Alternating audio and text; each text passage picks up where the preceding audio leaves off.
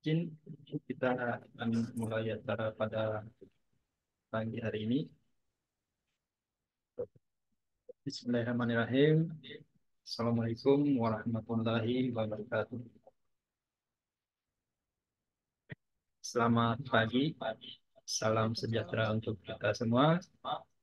Om Swastiastu, Namo Buddhaya, salam kebajikan, salam Pancasila. Yang sangat kami hormati Bapak Dr. Anggawira MMMH selaku narasumber dalam kegiatan pada pagi hari ini yang telah meluangkan waktunya.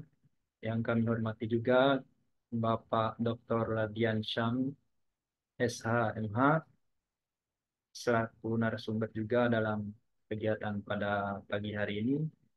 Tentunya yang kami hormati juga Bapak Juhaidi Rizaldi Roringkon SH MH selaku narasumber juga dalam kegiatan ini.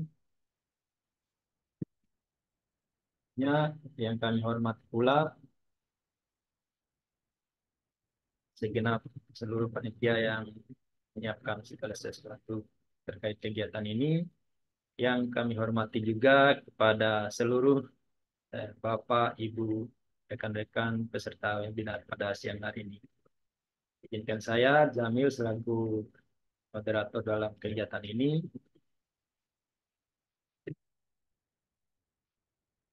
Dalam kesempatan hari ini, kita akan melakukan webinar nasional dengan tema urgensi revisi Undang-Undang Migas menuju ketahanan energi Indonesia. Tentunya nanti akan banyak hal yang coba kita kupas pada pertemuan hari ini. Beberapa poin pentingnya yang coba kita akan kupas seperti yang tersebar di informasi di sebelumnya. Yang pertama kita akan membahas terkait beberapa hal penting. Yang pertama itu transformasi tata kelola perizinan hulu migas, fondasi ketahanan energi nasional. Mungkin ini tema poin ini nanti akan disampaikan oleh Dr. Angga Wira MMMH. Nanti selanjutnya akan kita coba kupas memahami aspek hukum dan penguatan lembaga negara di bidang migas. Nanti akan coba dikupas oleh Bapak Dr. Radian Syam, SHMH. Yang selanjutnya kita akan coba mengupas proyeksi bentuk kelembagaan negara dan badan usaha di bidang migas. Nanti akan dicoba dikupas lebih dalam oleh Bapak Johaidi Rizal di Roringkon. Ya, mungkin untuk mempersingkat waktu, kita akan berikan kesempatan yang pertama kepada Bapak Dr. Angga Wira SHMH untuk menyampaikan materinya. Pada Bapak, waktu dan layarnya sepenuhnya kami persilakan. Ya, Assalamualaikum warahmatullahi wabarakatuh. Selamat pagi, salam sejahtera, salam sehat untuk semuanya. Terima kasih Pak Jamil yang sudah membuka kegiatan ini dan tentunya salam hormat untuk narasumber. Ada Adinda Rizaldi dan juga ada Dr. Radian Sam yang juga akan memberikan beberapa poin ya terkait apa yang sudah disampaikan oleh moderator selaku pengantar. Mungkin saya akan memberikan beberapa highlight, nanti mungkin bisa kita perdalam dalam diskusi. Minta tolong panitia mungkin bisa disampaikan slide saya untuk ditampilkan.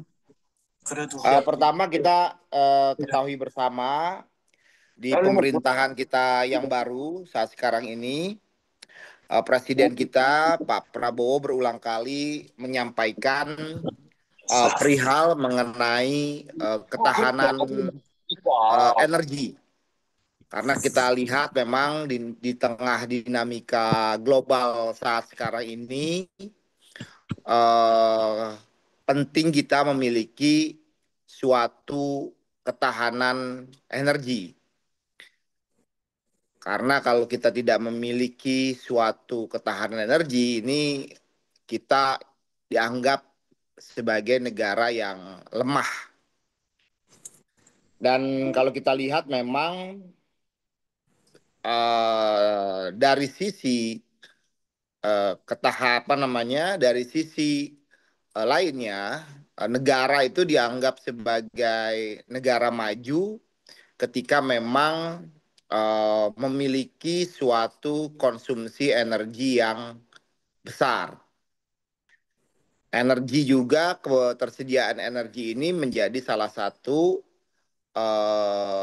daya tarik ya untuk berbagai macam investasi untuk bisa masuk, menanamkan modalnya, dan membuka lapangan pekerjaan. Dan kalau kita lihat sendiri memang di samping energi berbasis fosil, minyak, gas, dan batu bara, Indonesia kaya akan sumber energi lain, energi baru terbarukan. Kita kaya akan panas bumi, kita akan kaya akan sumber air, begitu juga kita juga sebagai negara tropis pastinya dari waktu ke waktu matahari terus bersinar. Artinya potensi pengembangan solar panel juga menjadi sangat apa namanya, menjadi sangat baik juga gitu. Energi solar panel, lalu energi berbasis angin misalnya. Di beberapa tempat kita punya source tenaga bayu atau tenaga angin yang cukup baik. Dan kita juga secara kenegaraan gitu sudah ikut ambil bagian dalam komitmen untuk bagaimana kita mengatasi perubahan iklim, dalam hal ini menjadi negara dengan net zero emission di tahun 2060. Tentunya langkah-langkah untuk mengoptimalkan energi baru terbarukan itu menjadi salah satu hal yang penting kita lakukan juga. Nah, namun di sisi lain, saya ingin menyampaikan kepada peserta, terkadang ada mispersepsi di publik kita yang melihat bahwasannya dengan kita mengutamakan energi baru terbarukan, kita meninggalkan energi fosil. Memang kita harapkan di sisi bauran energi fosil lambat laun akan kita tekan pertumbuhannya. Tapi kalau kita lihat dari data dari tahun ke tahun, konsumsi energi fosil atau konsumsi minyak dan gas kita naik, walaupun tidak terlalu signifikan ya kalau kita lihat grafisnya. Kita di era tahun 90-an adalah negara eksportir minyak. Kita menjadi anggota OPEC. Pada waktu itu di era kejayaan kita, artinya di era produksi pada waktu itu di tahun 90-an kita sempat menjadi negara eksportir dengan total produksi kurang lebih sekitar 1,6 juta barrel per hari. Dan konsumsi kita pada waktu itu hanya di kisaran 500.000 sampai 600.000 barrel per hari. Artinya terjadi surplus yang mengakibatkan kita menjadi negara eksportir.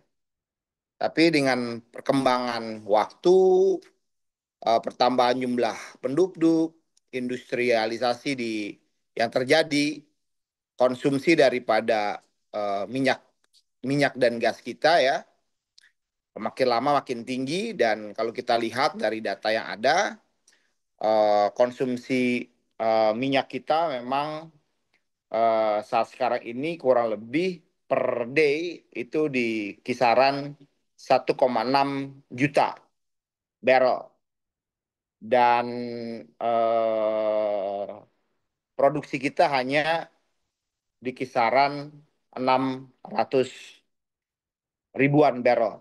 Artinya terdapat defisit sekitar 1 juta barrel. Nah, ini yang memang menjadi salah satu hal yang dicermati oleh pemerintahan saat sekarang ini. Pak Prabowo menegaskan berulang kali agar kita mulai lebih agresif ya untuk menutup defisit yang ada. Di samping kita juga melakukan impor minyak ya, kita juga melakukan impor LPG ya. LPG, kebutuhan LPG kita karena memang di akhir tahun 2010 pada waktu itu kita melakukan konversi mitan ya, minyak tanah kepada LPG. Tapi seperti teman-teman ketahui, ternyata memang kita memiliki sumber LNG, liquid natural gas yang cukup besar juga cadangannya, tapi memang kandungan daripada gas yang kita miliki, natural gas ini, jumlah rich gasnya itu ternyata tidak begitu besar. Jadi agak sulit untuk di kompres atau digunakan untuk uh, dikonversi untuk menjadi LPG.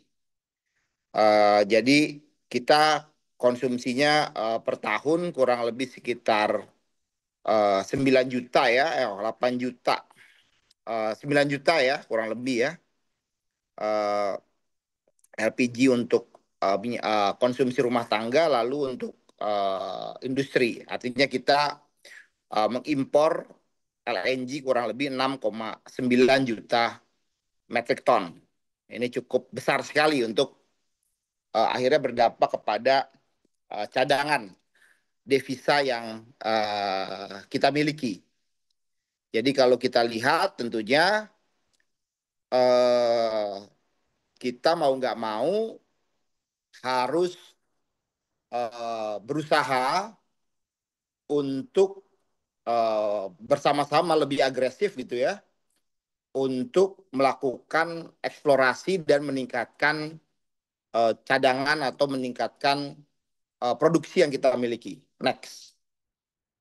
Nah, ini kalau kita lihat sebenarnya kita juga punya cadangan migas yang cukup besar ya. Hanya memang diperlukan suatu strategi, diperlukan suatu kolaborasi yang kuat sehingga uh, bukan hanya perusahaan-perusahaan BUMN tapi perusahaan-perusahaan transnational, multinasional yang akan berinvestasi di hulu migas. Nah, ini memang yang menjadi PR karena memang di era tahun 2000-an ya, itu terjadi semangat pada waktu itu menasionalisasi ya, menasionalisasi sumber-sumber atau kepemilikan-kepemilikan kepemilikan-kepemilikan asing gitu ya pada waktu itu dan meminta perusahaan nasional seperti Pertamina untuk mengelola. Tapi ternyata setelah sekian lama tidak bisa optimal pengelolaannya. Nah, karena itu saya rasa sekarang penting kita untuk melakukan sebuah inisiatif ya, untuk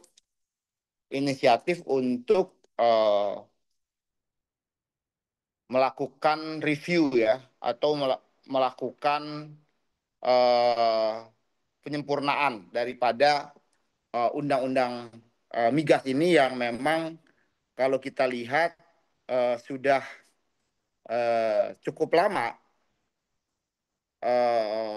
karena undang-undang yang berlaku saat sekarang ini adalah Undang-Undang Nomor 2 Tahun 2021 2001. Ini cukup lama dan memang eh, pada waktu itu ada gugatan di Mahkamah Konstitusi. Nah, ini yang saya rasa perlu kita identifikasi penyempurnaan daripada undang-undang yang ada saat sekarang ini. Next ya. Nah, kalau kita lihat dari sisi tata kelola atau perizinan di hulu migas, ini memang banyak sekali ya. Nah, sebelumnya memang hampir ada sekitar 373 jumlah perizinan. Nah, ini yang memang menjadi PR, gimana jumlah perizinan yang begitu banyak ini harus kita kompres ya, kita minimaliskan gitu agar terjadi efektivitas dan efisiensi daripada pelaku-pelaku usaha yang ingin masuk ke industri ini gitu. Permasalahan birokrasi dan perizinan di atas tidak dapat diselesaikan dengan kerangka regulasi Undang-Undang Migas Nomor 22 Tahun 2001. Undang-Undang Nomor 39 2008 tentang Kementerian Negara dan juga undang-undang yang baru juga ya, yang posisinya sejajar dengan Indonesia dalam pasal 8 memberikan kewenangan pada setiap kementerian untuk menetapkan kebijakan tertentu pada sektor yang berada di bawah kewenangannya. Sementara dalam Undang-Undang Migas 22 2001, K3S diposisikan secara langsung menjadi subjek dalam birokrasi dan perizinan, apalagi ketika ada keputusan daripada Mahkamah Konstitusi yang pada waktu itu menetapkan untuk membubarkan BP Migas atau Badan Pengatur Hulu Migas yang pada waktu itu menjadi kepanjangan tangan dari negara untuk melakukan kontrak kerjasama. Dan ketika ada pembubaran tersebut, sementara dibentuk suatu satuan kerja khusus atau yang kita kenal sebagai SKK Migas. Nah, ini salah satu yang menjadi PR saat sekarang ini, posisi SKK Migas yang secara undang-undang itu hanya ada di Kepres dan Pepres. Nah, ini mungkin secara aturan juga tidak begitu kuat. Nah, ini yang perlu nanti mungkin Bang Dr. Radian dan Zaldi bisa mengupas lebih dalam lagi strategi transformasi apa yang bisa kita lakukan untuk melakukan penguatan tersebut. Nah, memang implikasinya terhadap proses perizinan yang kompleks ini pastinya akan berimplikasi terhadap minat investasi. Proses perizinan yang rumit dan tumpang tindih kewenangan antar kementerian lembaga menyebabkan ketidakpastian bagi investor.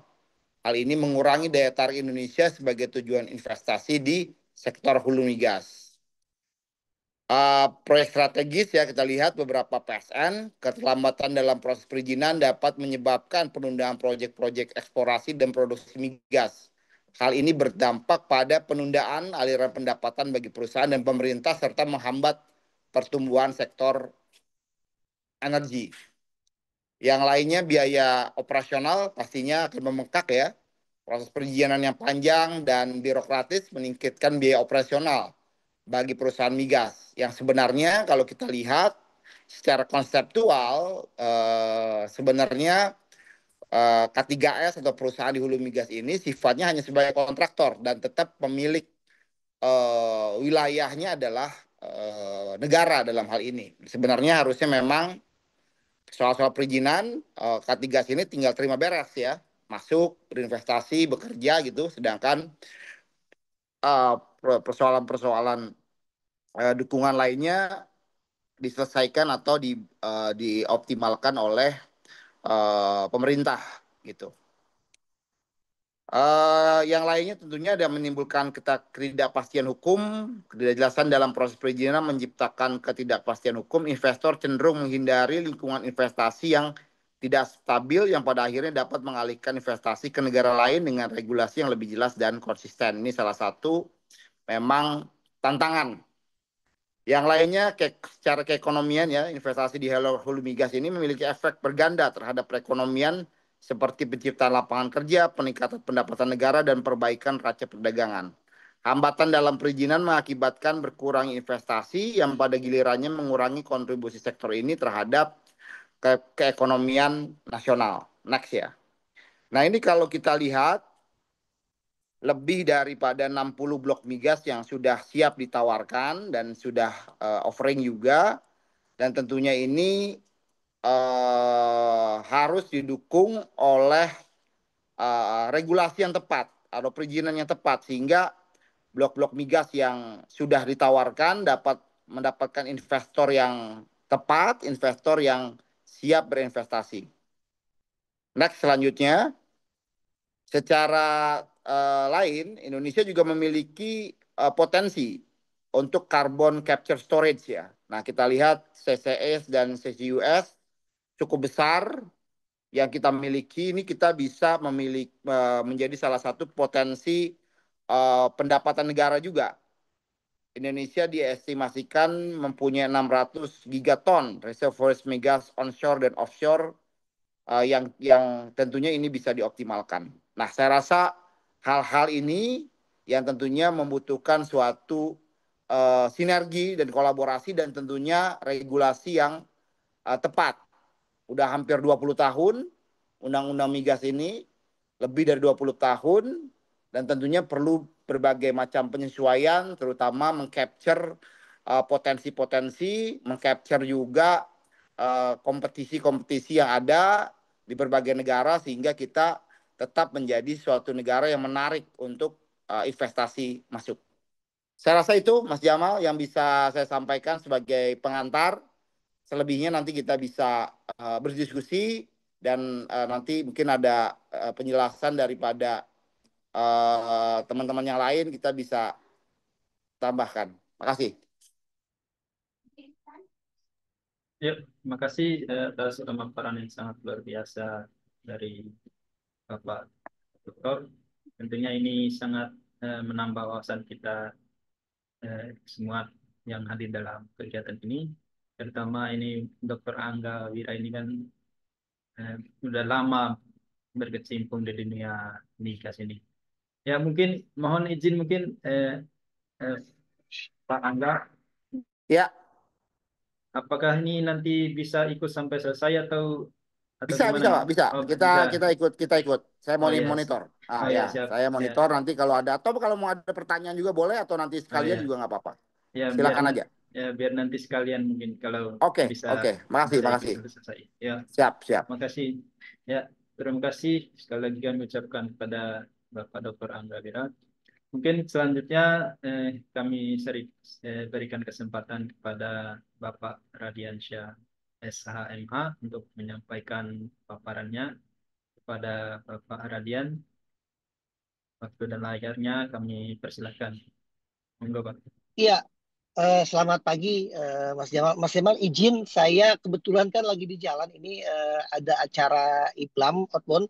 Jadi mungkin kalau boleh saya di akhir mungkin bisa Pak Juaidi dulu. Oh Karena ya, saya sebentar lagi sampai ini. Karena nggak enak nanti kalau misalkan bicara sambil di jalan ini. oh ya, Mohon izin Pak Jamal. Pak Jamal. oh ya, siap. Terima kasih, Pak. Baik, Resmi. makasih. Yuk. Ya, mungkin karena ada Pak Radian masih ada di jalan, mungkin mohon berkenan kepada Bapak Juhaidi Rizaldi Roringkong untuk memberikan pemaparan terlebih dahulu pada Bapak Juhaidi. Waktu layarnya sebenarnya kami persilakan. Enggak, Pak. Oke, baik, terima kasih Bang Jamil.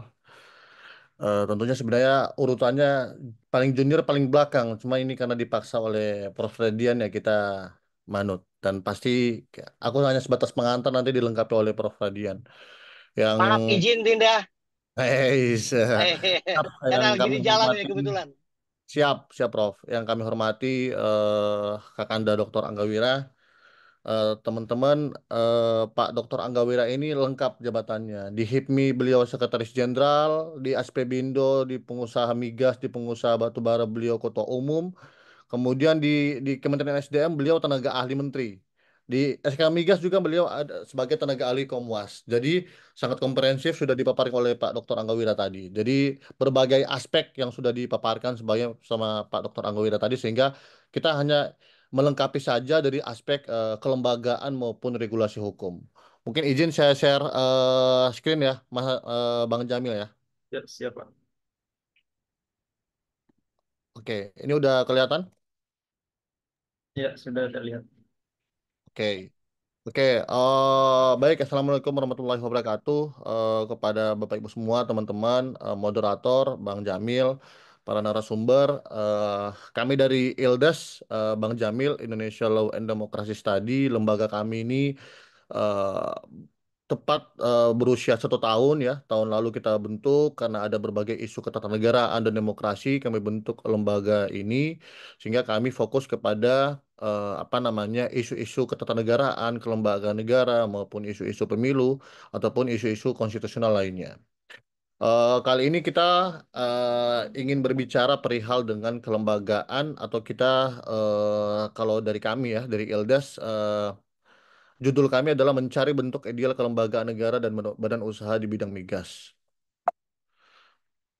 Nah, kalau kita lihat sebenarnya ke sepak terjang daripada pengelolaan migas di Indonesia itu kan sudah dimulai di pada Presiden pertama, Presiden Soekarno, yang di mana Presiden Soekarno sebenarnya sudah menerapkan beberapa apa satu sistem yang namanya sistem konsesi. Eh, Kemudian berjalan ya, ini dari aspek sejarah dulu ya, sehingga kita memahami sebenarnya pengelolaan migas kita ini arahnya kemana ya, sehingga berimplikasi kepada sekarang itu adanya SKK Migas yang dimana sebagai apa namanya pengganti dari Badan Pelaksana Migas itu sendiri. Karena itu kan menjadi satu kerumitan undang-undang migas karena Undang-Undang Nomor 22 Tahun 2001 itu terlalu banyak badan. Ada namanya badan pelaksana, ada namanya badan pengatur. Nah, kalau kita berbicara badan pelaksana itu adalah BP Migas yang sekarang menjadi SK Migas. Kalau kita berbicara tentang badan pengatur, sekarang ada BPH Migas. Ada yang mengatur hulu dan ada yang mengatur hilir. Nah, itu yang menjadi satu kompleksitas bagaimana kemudian banyaknya lembaga-lembaga negara ini meskipun dia hanya dibentuk lewat Perpres, tapi menciptakan proses-proses birokrasi yang cukup panjang. Nah, itu yang akan coba kita urai sebenarnya.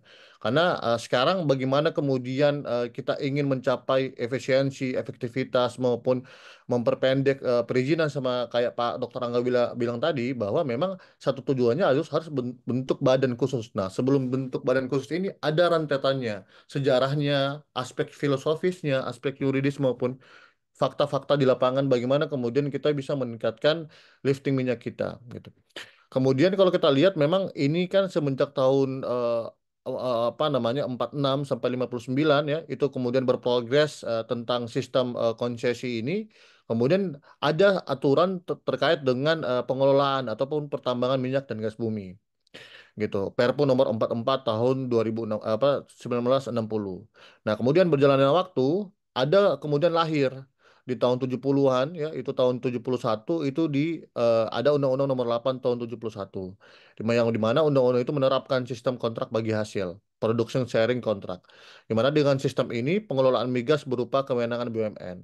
Karena kalau kita lihat sebenarnya dalam konteks pengelolaan migas saya baru memang cukup interest ya, karena kami juga ambil S2 kemarin ya, kami ada salah satu jurnal kami tentang kelembagaan migas. Dan sekarang itu memang ada buku terbaru ya, dari disertasi Mbak Brigita Manohara, ini bukunya, tentang optimalisasi regulasi dan konstitusi, optimalisasi regulasi dan institusi dalam pengelolaan hulu migas untuk kesejahteraan rakyat.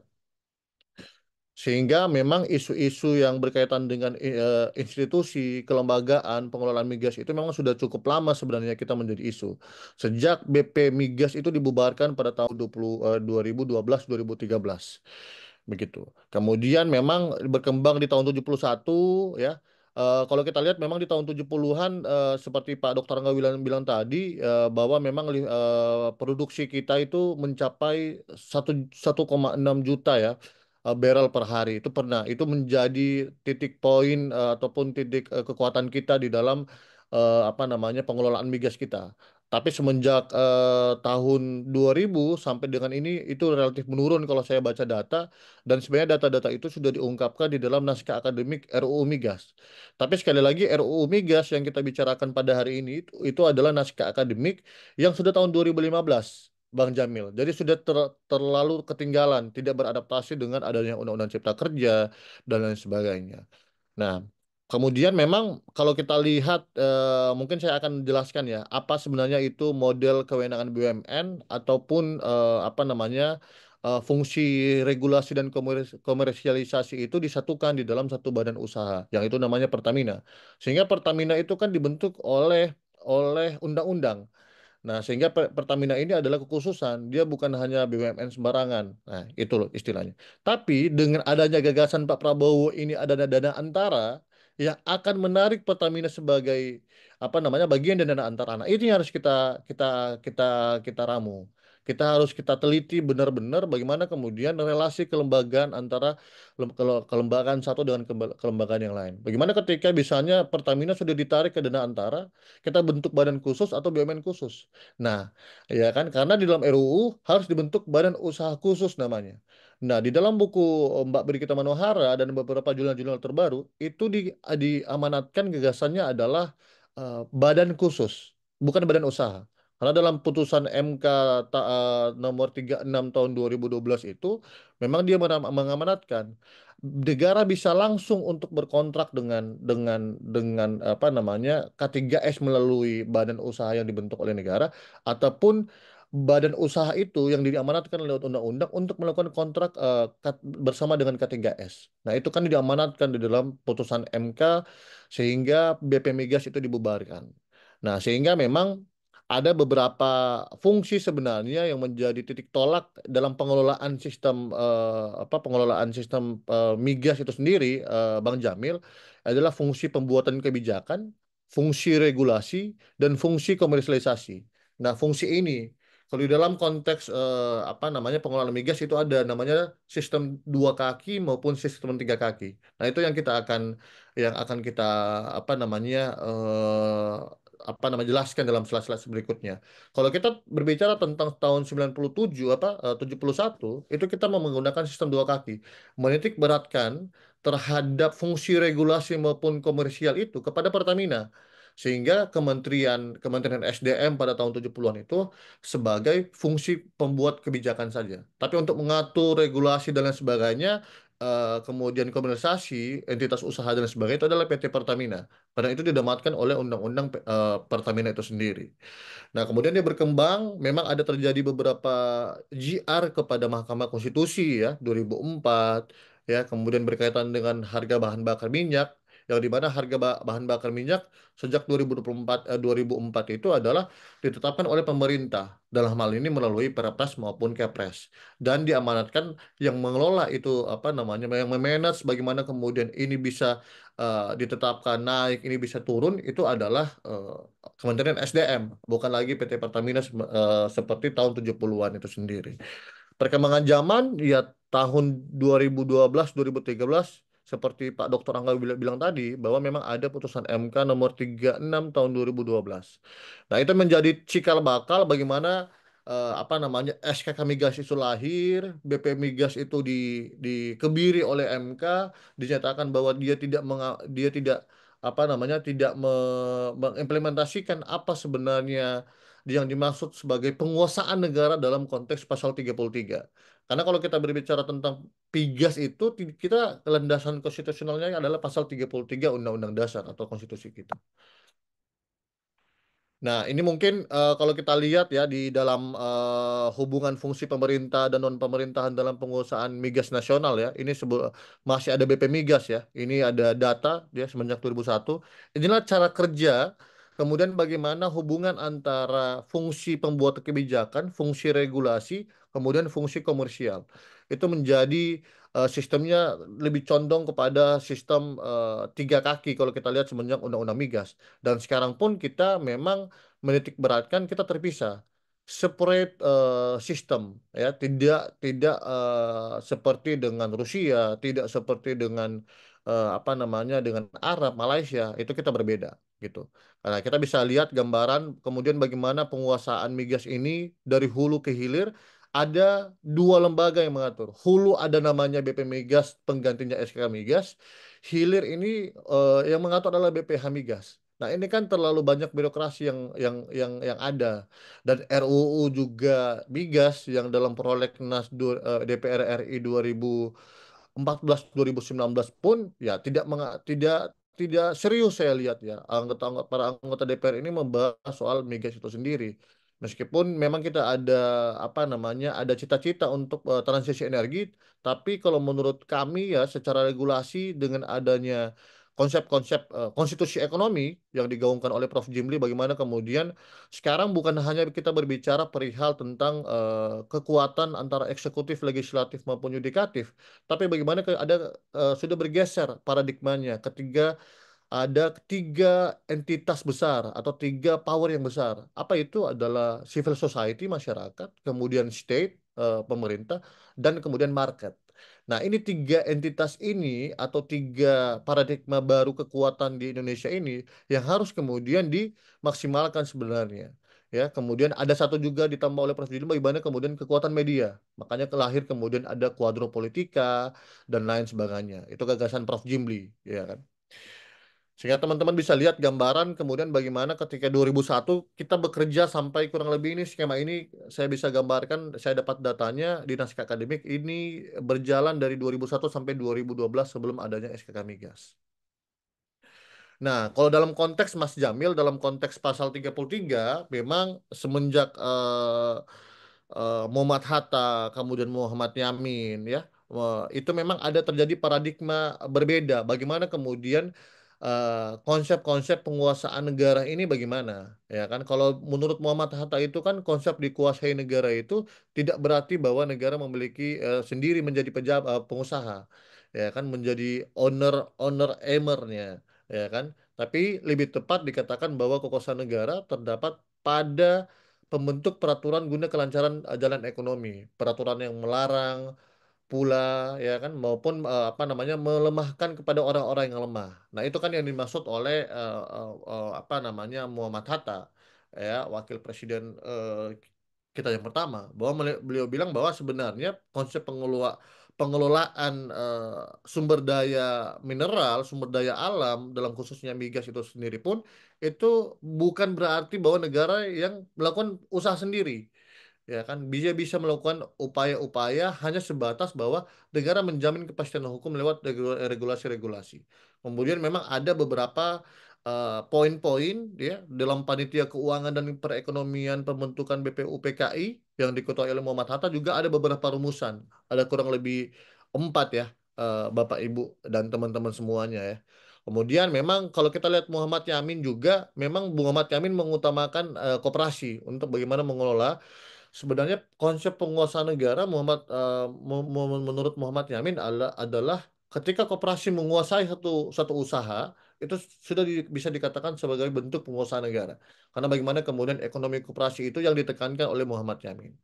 Nah, yang lebih komprehensif lagi itu semenjak tahun 2000 sampai sekarang itu menganut ada beberapa pakar HTN yang sudah menjelma menjadi para pejabat-pejabat seperti Prof. Bagirmanan, Prof. Jimli Asidiki dan lain sebagainya.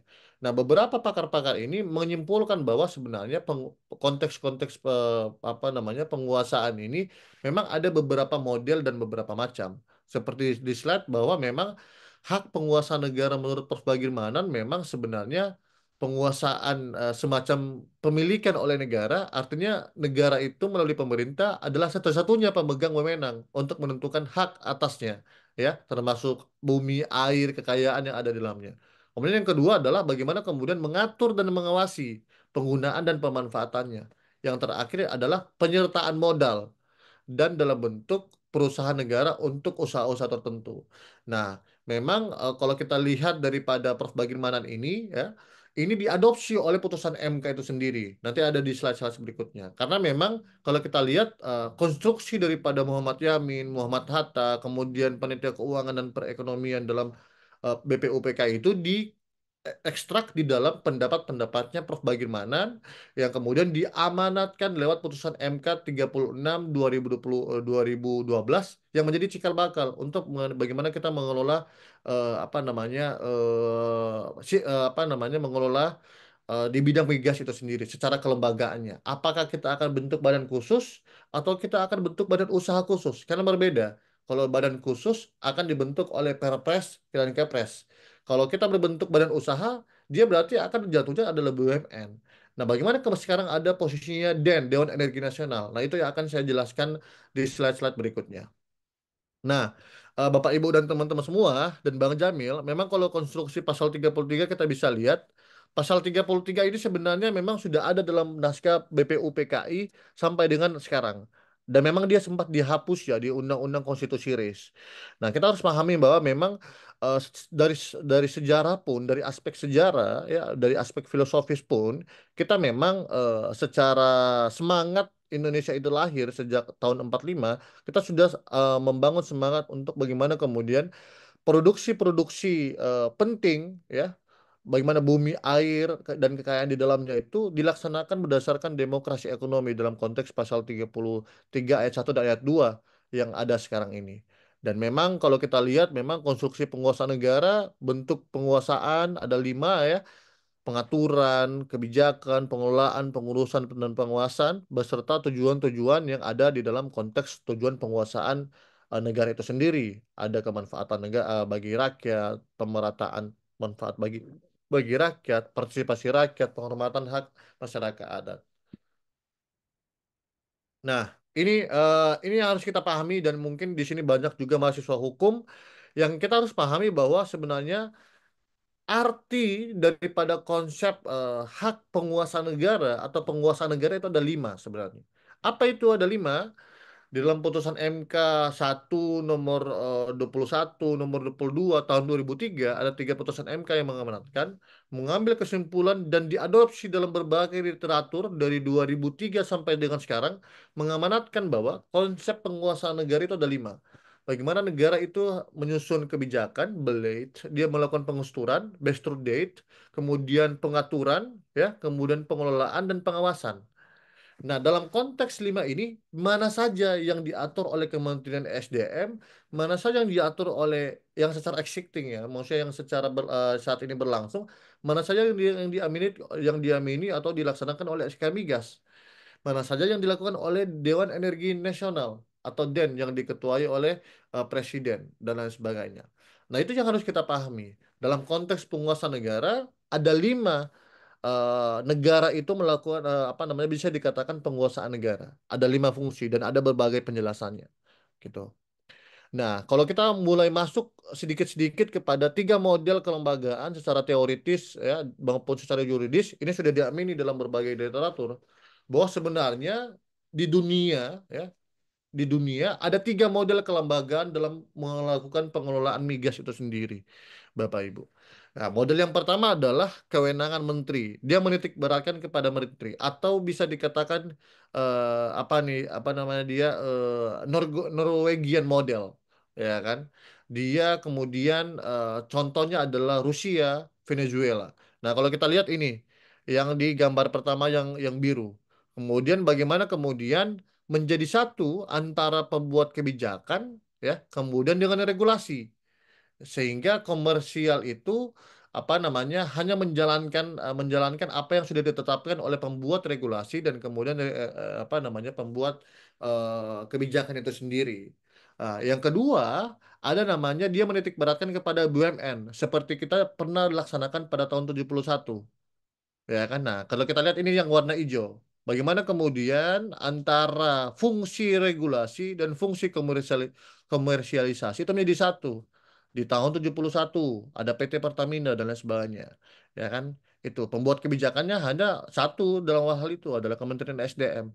Nah, yang berjalan sekarang di Indonesia sampai saat ini, atau contohnya misalnya konteksnya bagaimana model keuangan apa namanya BUMN atau NOC dominate itu adalah Malaysia, Saudi Arabia, Kazakhstan, Nigeria. Jadi ada memang beberapa model ada 3 model dan memang sudah ada contoh negara-negara ini menerapkan ketiga model ini dengan secara rigid dan secara jelas di dalam kelembagaan-kelembagaan negaranya gitu. Dan yang terakhir adalah dia separation of power model. Nah, atau bisa dikatakan apa namanya sistem 3 kaki secara terpisah. Nah, ini nah kalau kita melihat ada memang kalau di dalam kita melihat secara fungsi ada 2. Ada katanya di dalam bukunya Prof. Tri Hayati, guru besar hukum migas FAUI, dia bilang 2 kaki dan 3 kaki. Nah, yang ministry ini kalau teman-teman lihat, yang ministry yang biru dan yang hijau itu dikatakan 2 kaki. Karena kenapa? Karena ada 2 fungsi yang melekat. Nah, sehingga yang separation ini adalah menjadi 3 kaki. Tapi yang membedakan antara NOC dominate maupun ministry dominate ini adalah apa namanya satu condong kepada identitas komersial, satu condong kepada pembuat kebijakan. Nah, itu ada pembedaan-pembedaan yang mendasar bagaimana kemudian 3 model kelembagaan ini kita sudah apa namanya kita kurang lebih 2 yang sudah pernah kita terapkan di di Indonesia adalah separation of power model kemudian dengan NOC dominate. Di tahun 70-an kita mengadopsi NOC dominate, menganut ekonomi pasar. Kemudian bagaimana kemudian sejak ada Undang-Undang Migas 22 tahun 2001 sampai dengan sekarang kita menerapkan sistem separate of power model gitu loh. Jadi teman-teman bisa bisa bisa jeli melihatnya bahwa hanya ini sebenarnya 3 model kelembagaan yang diterapkan di belahan dunia manapun. Nah, Indonesia saat ini sekarang bagaimana? Nah, kalau kita dilihat daripada 3 fungsi tadi, Bapak, Ibu, teman-teman, dan Bang Jamil, nah, Indonesia dalam konteks hari ini, dia menerapkan yang saya bilang tadi, secara teoritis dia menerapkan separation of power model. Yang apa itu sebenarnya? Dia tergambarkan kepada 3 fungsi tadi, fungsi pembuat kebijakan, fungsi regulasi, fungsi komersialisasi atau komersial. Yang dimana kalau fungsi pembuat kebijakan hari ini adalah Kementerian SDM, ya. Kemudian fungsi regulasi adalah kemudian apa namanya ada SKK Migas. Bagaimana vendor bisa secara teknis, bagaimana di lapangan harus ini harus itu, ya. Pak Dr. Angga Wira sangat paham hal itu adalah bagaimana kemudian itu diatur oleh SKK Migas, bukan Kementerian SDM. Kementerian SDM kan hanya sebatas membuat kebijakan. Ada kebijakan 1 juta barrel per hari.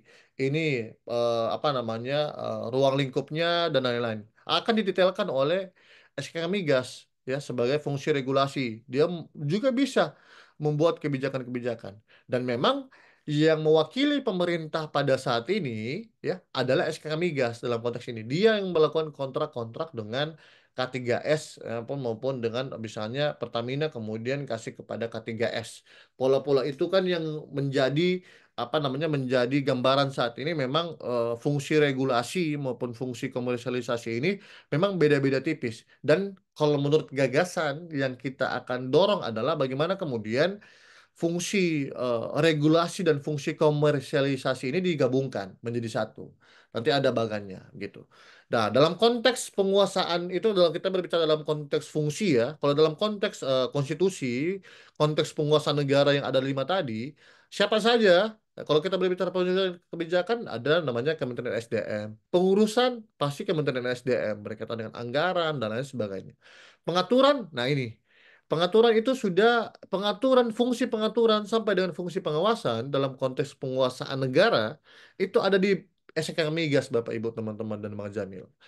Nah, memang makanya ada tiga konteks kekuasaan ya itu melekat kepada tubuh SKK Migas. Sedangkan SKK Migas ini ya sudah menjadi multisuri semenjak putusan MK 2012 dihidupkan lagi terkesan dipaksakan kalau menurut orang hukum tata negara di dalam konsep 2013 lewat Perpres.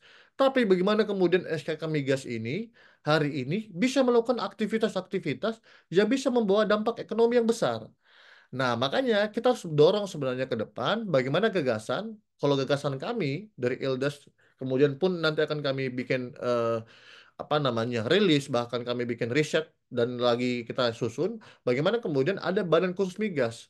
Jadi SKK migas dan BPH migas sekarang harus disatukan. Bagaimana kegiatan hulu dan hilir ini harus disatukan dalam satu badan. Tapi memang ada subunitnya, ada apa namanya, kedeputian, ya kan, kedirjenan dan lain sebagainya. Ada dirjen hulu, dirjen hilir dan lain sebagainya. Sehingga terjadi efektivitas efisiensi.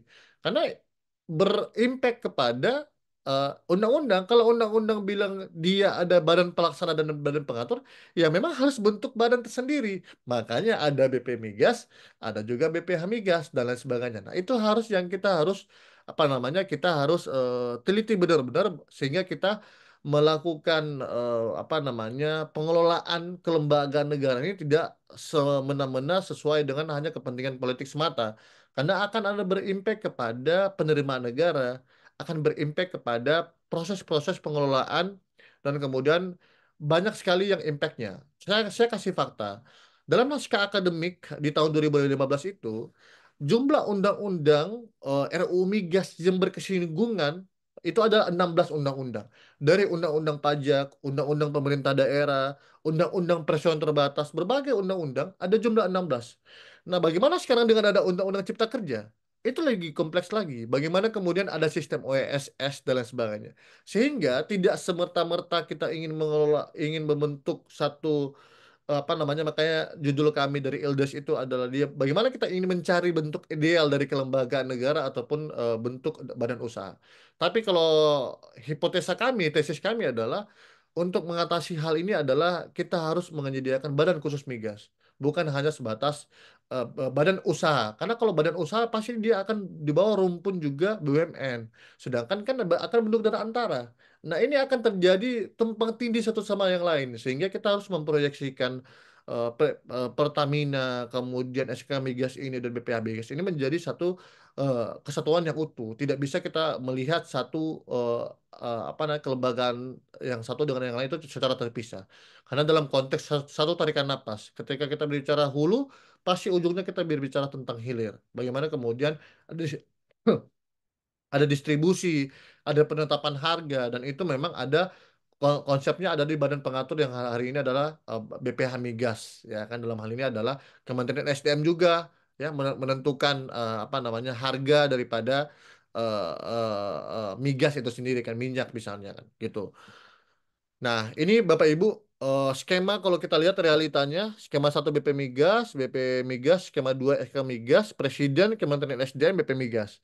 Sekarang semenjak putusan MK 36 2012, Presiden, Kementerian SDM, BP Migas juga, SK Migas juga. Jadi tidak ada perbedaan sebenarnya. Makanya kami bilang kalau bahasa akademis di dalam berbagai literatur yang saya baca adalah seakan-akan kan BP Migas ini mati suri yang dipaksakan hidup kembali lagi dalam bentuk yang lain. Namanya adalah di apa namanya, dibungkus dengan namanya Satuan Kerja Khusus Kegiatan Usaha. Nah, tapi sebenarnya sama-sama saja sebenarnya dengan BP Migas. Tapi memang beberapa modelnya untuk melakukan apa namanya, melakukan kontrak kerjasama dengan K3S itu memang ada terjadi perubahan model. Tapi secara kelembagaan dia tidak. Karena notabene-nya sebenarnya yang menjadi keberatan para pemohon di dalam konteks putusan MK itu adalah bagaimana negara bisa dengan gampangnya memberikan kepada pihak asing atau swasta. Tidak ada kontrol penguasaan negara. Itu sebenarnya yang dipermasalahkan. Sehingga berimpact kepada badan pelaksana.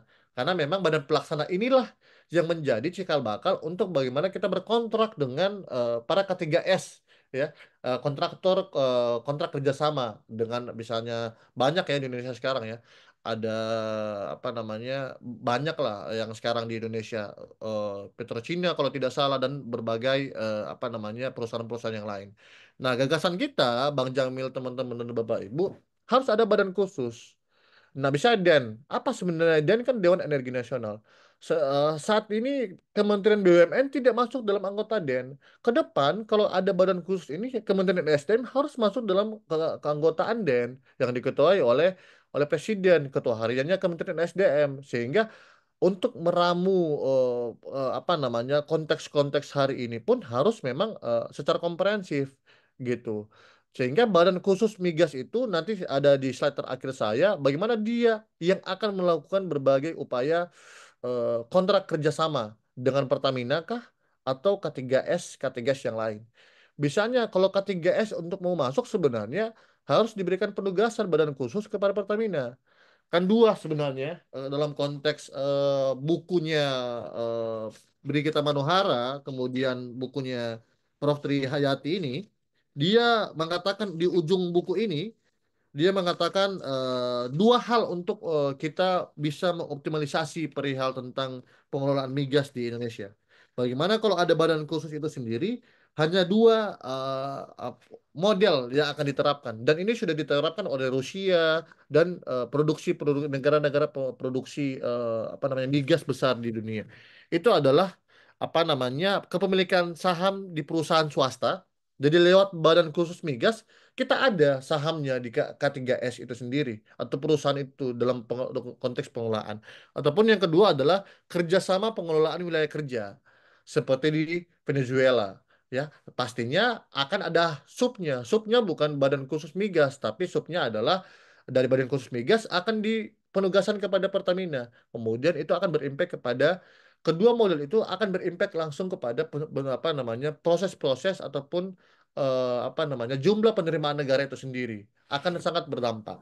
Tapi kemudian bagaimana kemudian apa namanya kita akan membentuk badan usaha khusus atau badan khusus itu harus mempunyai kesadaran kolektif maupun political will daripada presiden. Ini tidak perlu sebenarnya DPR dulu. Menurut saya langkah konkret kalau Presiden Pak Prabowo berani untuk mengeluarkan Kepres maupun Prepres yang berkaitan dengan menyatukan BP Migas apa SK Migas dan BPH Migas ini sangat paten dimulai dari situ.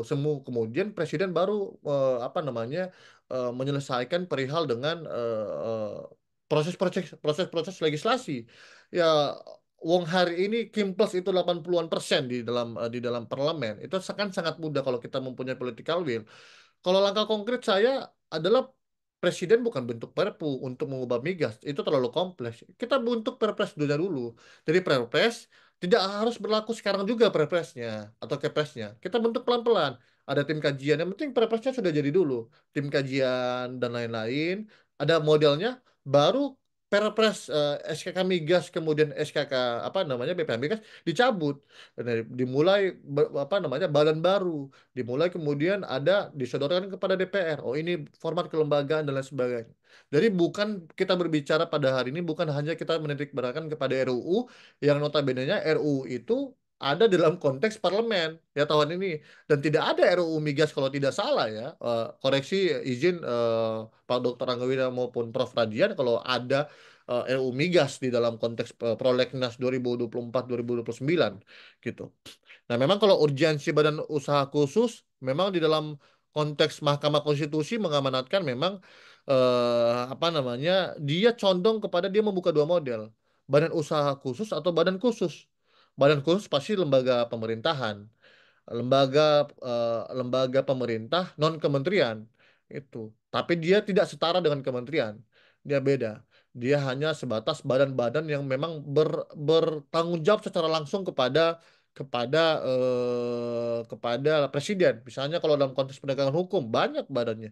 Ada BNN dan lain sebagainya, BNPT dan lain-lain. Fungsi koordinasinya kan kalau BNN kan ada kepolisian, kejaksaan. Nah, ini halnya sama seperti itu. Tapi kalau kita ingin menaikkan derajatnya badan khusus, ada juga polanya. Karena kenapa? Di dalam putusan MK ujungnya adalah semakin banyak lembaga yang terlibat memiliki kewenangan untuk mengintervensi badan usaha tersebut, maka harapan untuk dapat membentuk suatu institusi yang ringkas birokrasi semakin sulit terwujud. Nah itu, ringkas birokrasi ini kan yang kita bicara perizinan, ada 373 kalau tidak salah yang dipaparkan oleh Pak Dr. Anggawira tadi. Sehingga ini yang kita harus menjadi PR kita bersama ke depan. Nah ini lembaga ideal menurut kami ya, kami sejalan dengan Prof. Tri, Brigita Manohara dan lain sebagainya. Badan khusus migas, ya badan khusus migas adalah suatu badan yang dibentuk untuk melakukan pengaturan, pengelolaan, pengawasan, ya, kemudian kegiatan hulu. Jadi dari kelima konteks penguasaan negara, ya, 4 itu dikuasai oleh badan khusus, ya, dari pengurusan sampai dengan pengawasan. Kalau berkaitan dengan pembuat kebijakan pasti ada Kementerian SDM. Tapi keempat dari konteks pengurusan sampai dengan konteks pengawasan, fungsi komunikasi itu adalah di Badan Khusus Migas. Nah, itu harapan kita bersama. Nah, memang kalau dalam konteks kalau kita akan bentuk badan khusus, ini juga diamanatkan dalam disertasi Mbak Brigita Manohara dan jurnalnya Prof. Tri Hayati, memang harus diamanatkan dalam Undang-Undang Migas. Nah, harus dimasukkan dalam pasal kelembagaan. Kalau di RUU di dalam Undang-Undang Migas, kalau tidak salah ya pasal 10-an ke atas dia ya. Jadi pemerintah ayat satunya harus berbunyi begini, kurang lebih. Pemerintah pusat sebagai pemegang kuasa pertambangan minyak dan gas bumi memberikan kuasa kepada memberikan kuasa usaha pertambangan kepada badan usaha khusus. Nah, kegiatan usaha minyak dan gas bumi sebagaimana ayat 1 dilaksanakan oleh badan khusus migas itu sendiri. Nah, apa sebenarnya dalam konteks tertentu berkaitan dengan kontrak kerjasama? Nah, dia kalau kita diamanatkan dalam konteks undang-undang itu harus dia bicara kurang lebih begini. Ayat satunya kegiatan usaha hulu migas dan hulu hulu minyak dan gas bumi sebagaimana diatur dalam pasal di atas dilaksanakan oleh Badan Khusus Migas sebagaimana pemegang kuasa usaha pertambangan baik secara mandiri ataupun melalui kontrak kerjasama. Kalau dia secara mandiri kan kita sudah tahu ada namanya Pertamina dan lain sebagainya. Nah, melalui kontrak kontrak kerjasama yang dimaksud ada 3 dan itu juga diamanatkan oleh undang-undang migas tapi tidak fleksibel. Nah, ini ada 3. Ada nomenklatur bentuk kontrak yang lain. Nah, itulah menjadi fleksibilitas daripada Badan Khusus Migas. Bagaimana kemudian memastikan negara tetap menguasai ya dari 5 aspek putusan MK itu dan secara konstitusi, bagaimana juga negara bisa melakukan menarik penerimaan negara dari hal itu. Jadi ada kontrak bagi hasil gross split, kemudian bentuk kontrak yang lainnya. Nah, itu menjadi satu satu satu diskursus juga bagi kita semua. Nah, ini mungkin sekilas tugas fungsi dan wewenang Badan Khusus Migas diamanatkan juga beberapa jurnal terbaru. Nah, ini yang saya bilang dua lembaga nanti akan bersinggungan dan memang dan antara ini kan bukan cuma soal migas juga, soal bidang-bidang yang lain juga kan akan bermasalah ke depannya. Makanya kami kemarin menulis bahwa memang dan antara ini menjadi satu wujud demokrasi ekonomi dalam konteks konstitusi, tapi memang masih sangat banyak PR. Karena dan antara kalau kita bicara sedikit dan antara, ini di dalam Undang-Undang Cipta Kerja sudah ada sebenarnya Badan Pengelolaan Investasi. Adanya sekarang ada namanya lembaga INA, ya Indonesian Nationality Investment Authority, ya kan?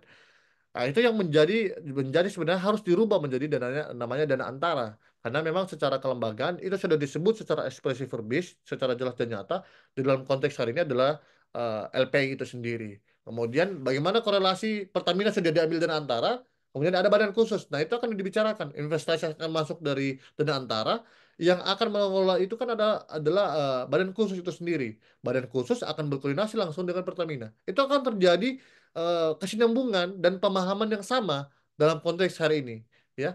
Ketika harga BBM penentuan dan lain sebagainya, Menteri Pak Bahlil itu Menteri Pak Bahlil itu kan di belakangnya ada Dirut Pertamina dan lain sebagainya. Karena memang Pertamina ini adalah bisa dikatakan adalah lembaga publik, ya seperti dengan Kadin dan beberapa lembaga-lembaga yang lain yang diamanatkan dalam konteks putusan MK itu sendiri gitu loh, Mas Jamil. Mungkin itu yang dapat kami sampaikan. Memang sangat begitu kompleks, ternyata tidak segampang yang saya bayangkan. Memang setelah saya riset-riset kecil-kecilan, memang impact daripada kelembagaan negara itu, jadi kalau kita bentuk badan usaha khusus itu tidak kalau menurut kami tidak relevan lagi karena sudah ada Pertamina dengan segala instrumen yang ada, ya. Kalau kita bentuk badan khusus untuk menyamakan SKK Migas dan BPH Migas, nah itu yang menjadi jalan terbaik dalam konteks kita mengimplementasi konstitusi, dalam konteks kita mempercepat tujuan-tujuan Presiden Pak Prabowo itu sendiri. Mungkin itu yang dapat kami sampaikan, Bang Jamil. Lebih dan kurangnya mohon maaf. Kalau ada yang salah-salah ya kami berserah kepada Tuhan dan mohon dikoreksi oleh teman-teman karena bagi kami ini adalah forum ilmiah, ya, forum akademik bagaimana kita sharing sharing apa namanya sharing pemikiran antara satu orang dan orang yang lain. Ini bukan saya memberikan pengetahuan, tapi saya sekedar sharing. Sebenarnya kalau kita baca di Google, kita menganalisa ini sebenarnya ada.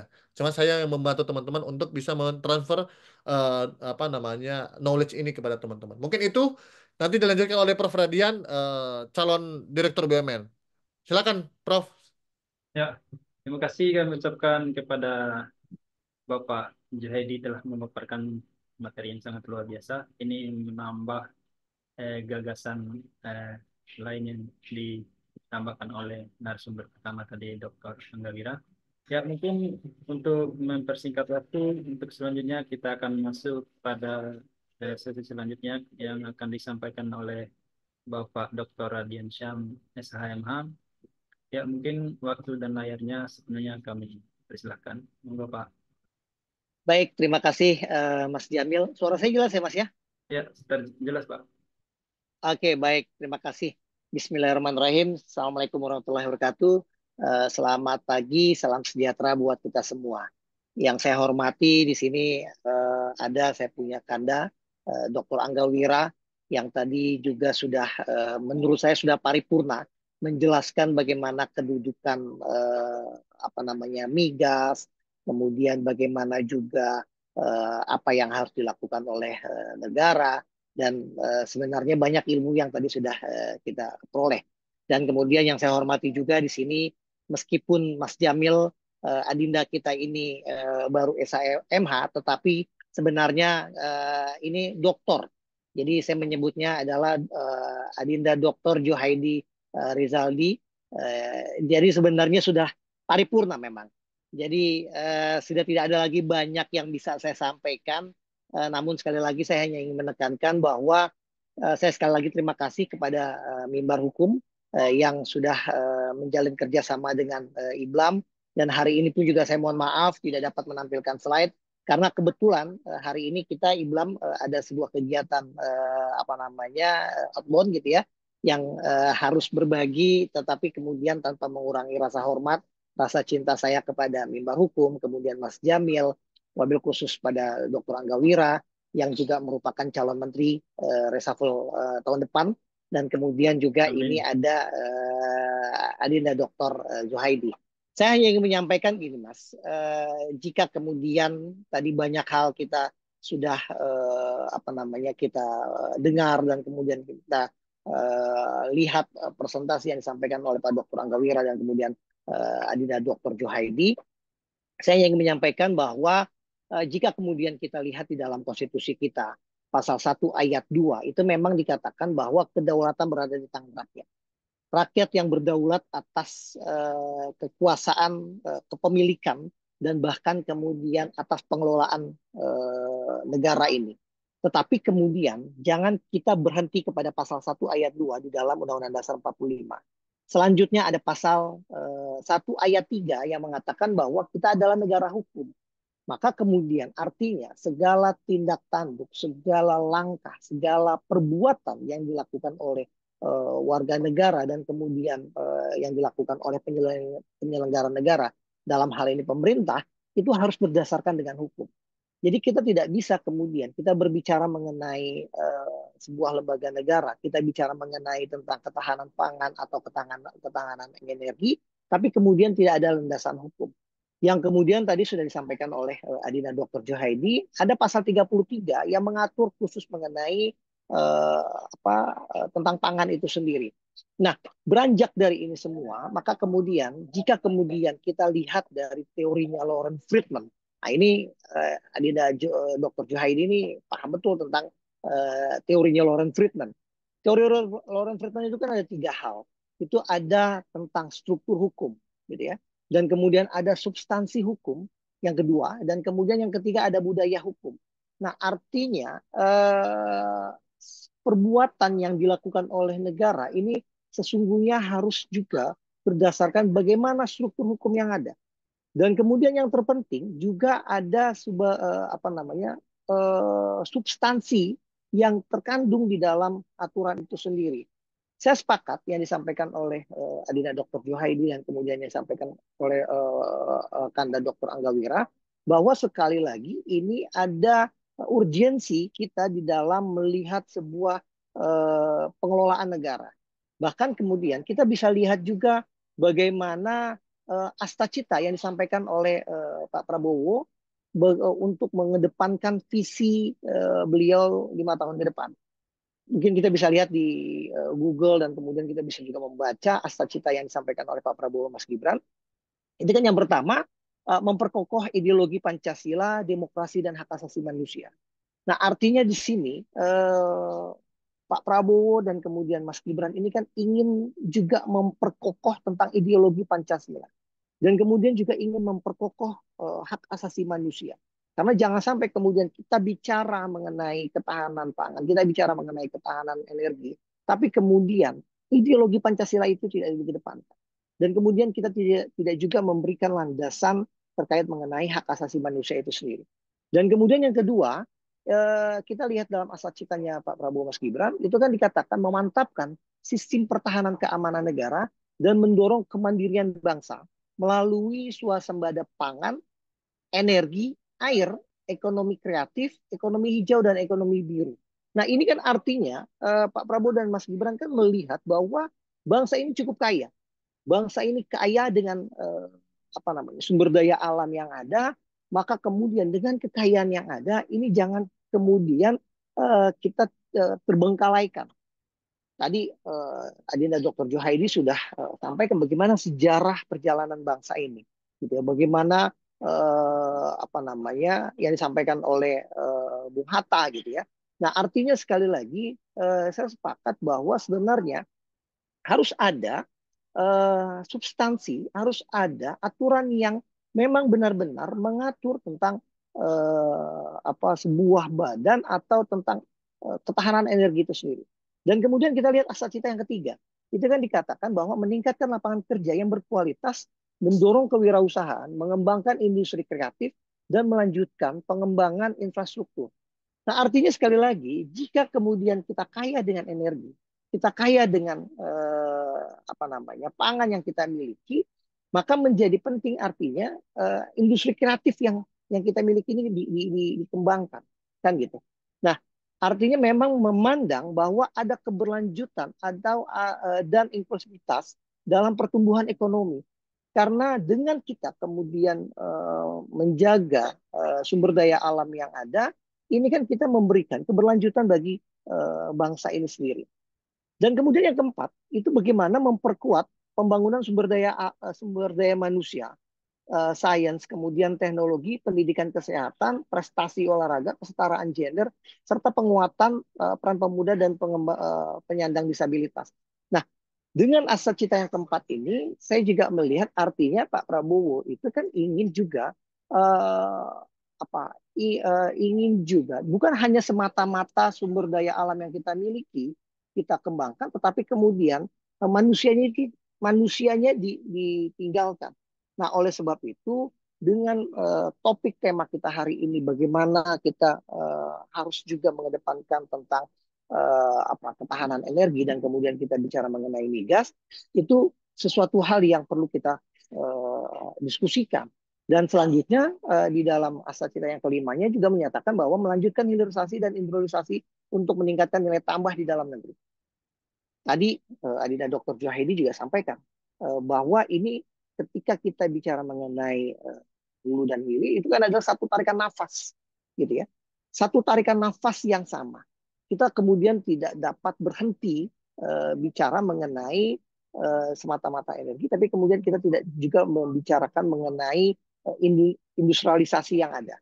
Dan kemudian kita meningkatkan nilai tambah yang ada.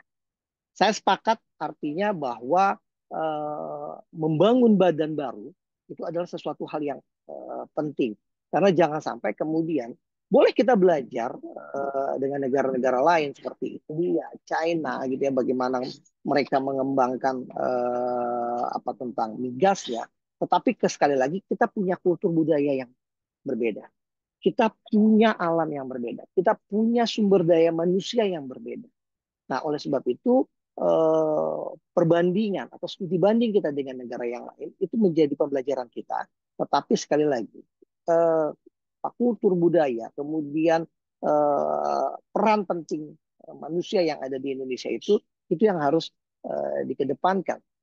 Karena sekali lagi dengan asas cita yang keenam, saya melihatnya membangun dari desa dan dari bawah untuk pemerataan ekonomi dan pemberantasan kemiskinan, ini adalah sesuatu hal yang harus dikedepankan.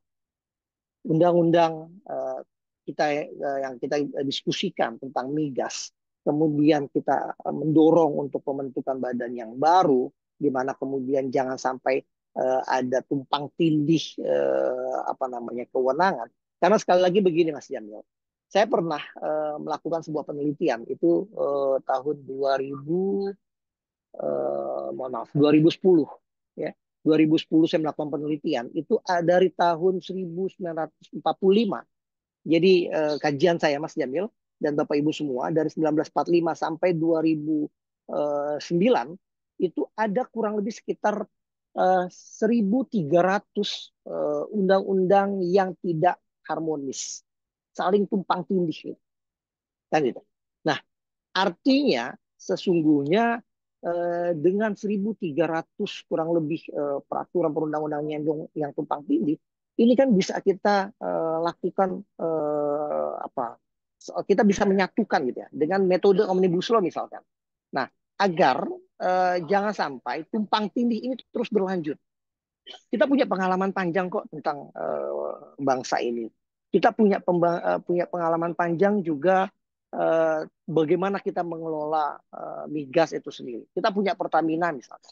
Dan kemudian kita juga punya sejarah 10 tahun ke belakang yang dilakukan oleh Pak Jokowi gitu ya dalam membangun migasnya.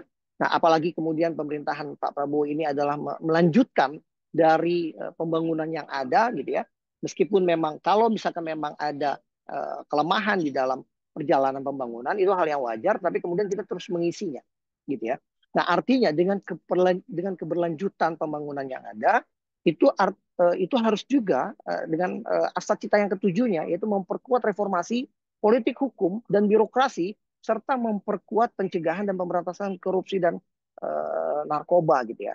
Hari ini memang beberapa hari terakhir kita sempat terkejut atau mungkin kita sudah terbiasa gitu ya. Ada salah satu petinggi partai yang ditetapkan menjadi tersangka oleh KPK. Nah, artinya jangan sampai kemudian ini berulang. Jangan sampai kemudian ke depannya dengan tidak memperkuat reformasi politik, hukum dan birokrasi itu kemudian memperparah bagaimana kondisi indeks korupsi kita. Nah, oleh sebab itu, dengan kita melihat kembali dengan asas cita yang ke-8, memperkuat penyelarasan kehidupan yang harmonis dengan lingkungan, alam, dan budaya, serta peningkatan toleransi antar umat beragama untuk mencapai masyarakat yang adil dan makmur, itu menjadi sesuatu hal yang penting. Jadi, kita bicara mengenai migas hari ini, kita bicara mengenai pembentukan badan yang baru, tetapi sekali lagi kita juga harus dapat menyelaraskan bagaimana harmonisasi gitu ya, antara manusia dengan alam.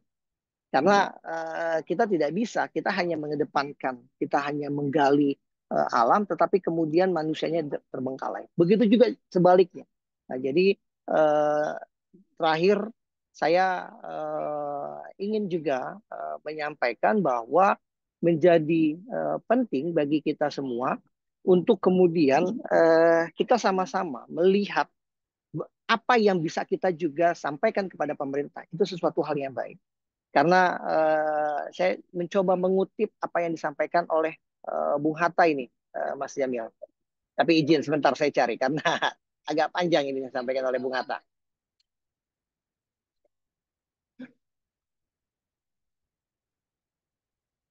Ya, saya ingin mengutip apa yang disampaikan oleh Bung Hatta nih Mas Jamil.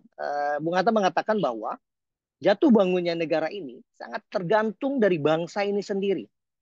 Makin pudar persatuan dan kesatuan, makin pudar persatuan dan kepedulian, Indonesia hanyalah sekedar nama dan gambar seuntayan pulau di peta.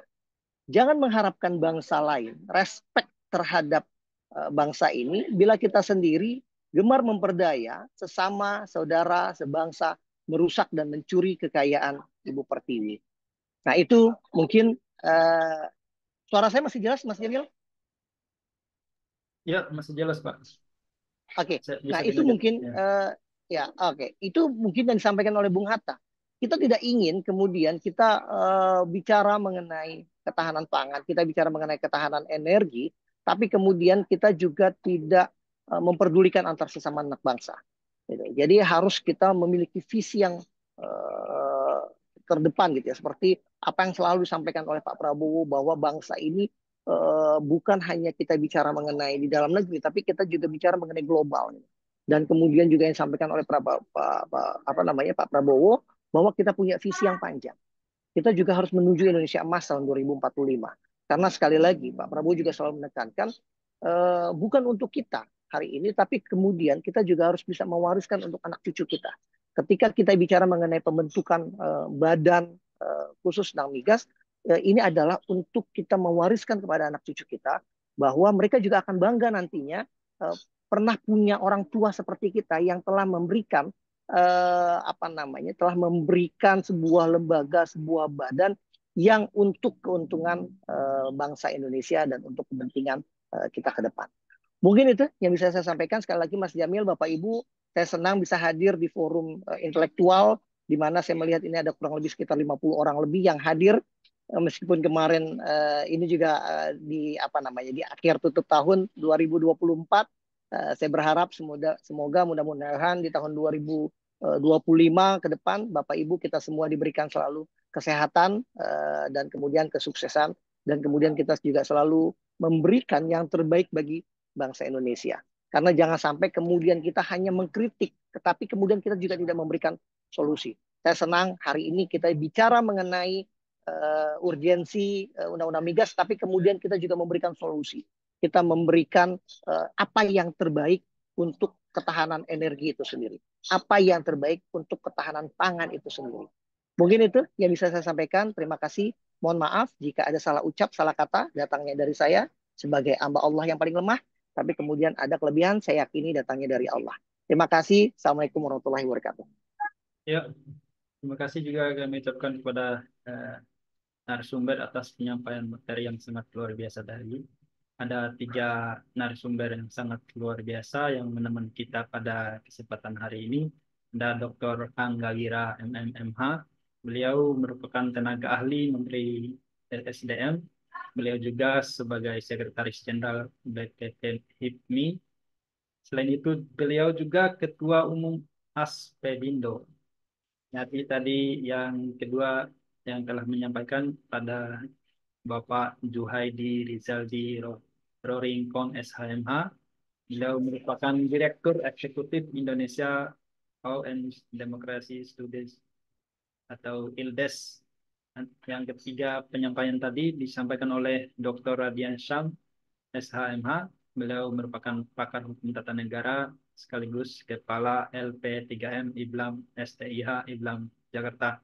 Tentunya apa yang disampaikan oleh tiga narasumber tadi sangat bermanfaat dan menambah wawasan kita semua. Karena tiga narasumber tadi saling melengkapi satu sama lainnya, tentunya mungkin banyak hal mungkin yang akan coba disampaikan atau dipertanyakan oleh peserta yang hadir pada kesempatan hari ini. Monggo Bapak dan Ibu bila ada yang ingin disampaikan, silakan menyalakan tombol raise hand. Nanti kami akan mempersilahkan untuk bertanya langsung. Atau kalau ada kendala, mungkin bisa mengetik pertanyaannya melalui room chat Bapak Ibu sekalian. Nanti pertanyaan peserta di room chat akan kami bacakan satu-satu dan juga akan dimintakan respon dari narasumber. Monggo Bapak Ibu bisa bertanya langsung kepada narasumber atau bertanya melalui room chat pribadi, melalui room chat di HP atau laptop masing-masing.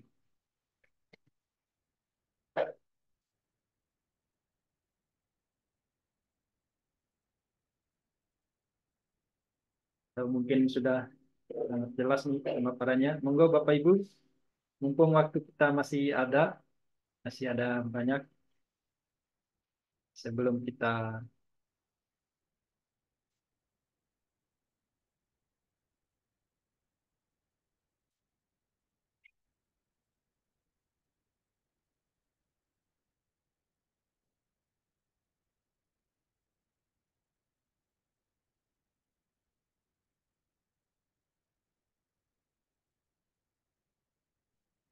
Ya, sepertinya ada pertanyaan yang masuk di room chat nih, Bapak. Ada 3 pertanyaan. Izin bertanya dari Ali Usman. Izin bertanya, apa kendala utama dalam implementasi Undang-Undang Migas saat ini yang menghambat tercapainya ketahanan energi nasional? Yang kedua, bagaimana revisi Undang-Undang Migas dapat mengakomodasi pengembangan energi terbarukan untuk mendukung diversifikasi sumber energi di Indonesia.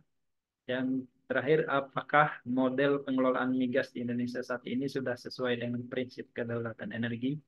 Jika belum, apa yang perlu diubah? Mungkin bisa merespon satu-satu mungkin pertanyaan dari sumber dari peserta tadi. Mungkin yang pertama, izin Pak Dr. Angga Wira, apakah lagi masih muat? Oh, ya. Iya, Mas Jamil, makasih ya. Pertama memang kita menyayangkan ya, eh, dari pelaku usaha tentunya kenapa proses revisi Undang-Undang Migas ini eh, berjalan sangat-sangat lambat gitu. Udah hampir 10 tahunan. Dan memang ini yang mungkin perlu dikaji lebih lanjut ya oleh teman-teman, baik ada Ildes sini, mungkin dari Ilblam, dari teman-teman praktisi.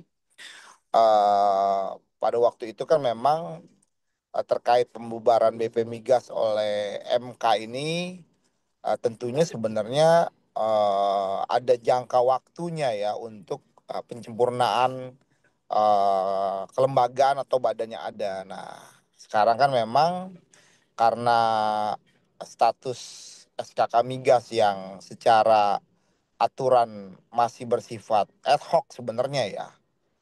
Nah, ini yang menurut pandangan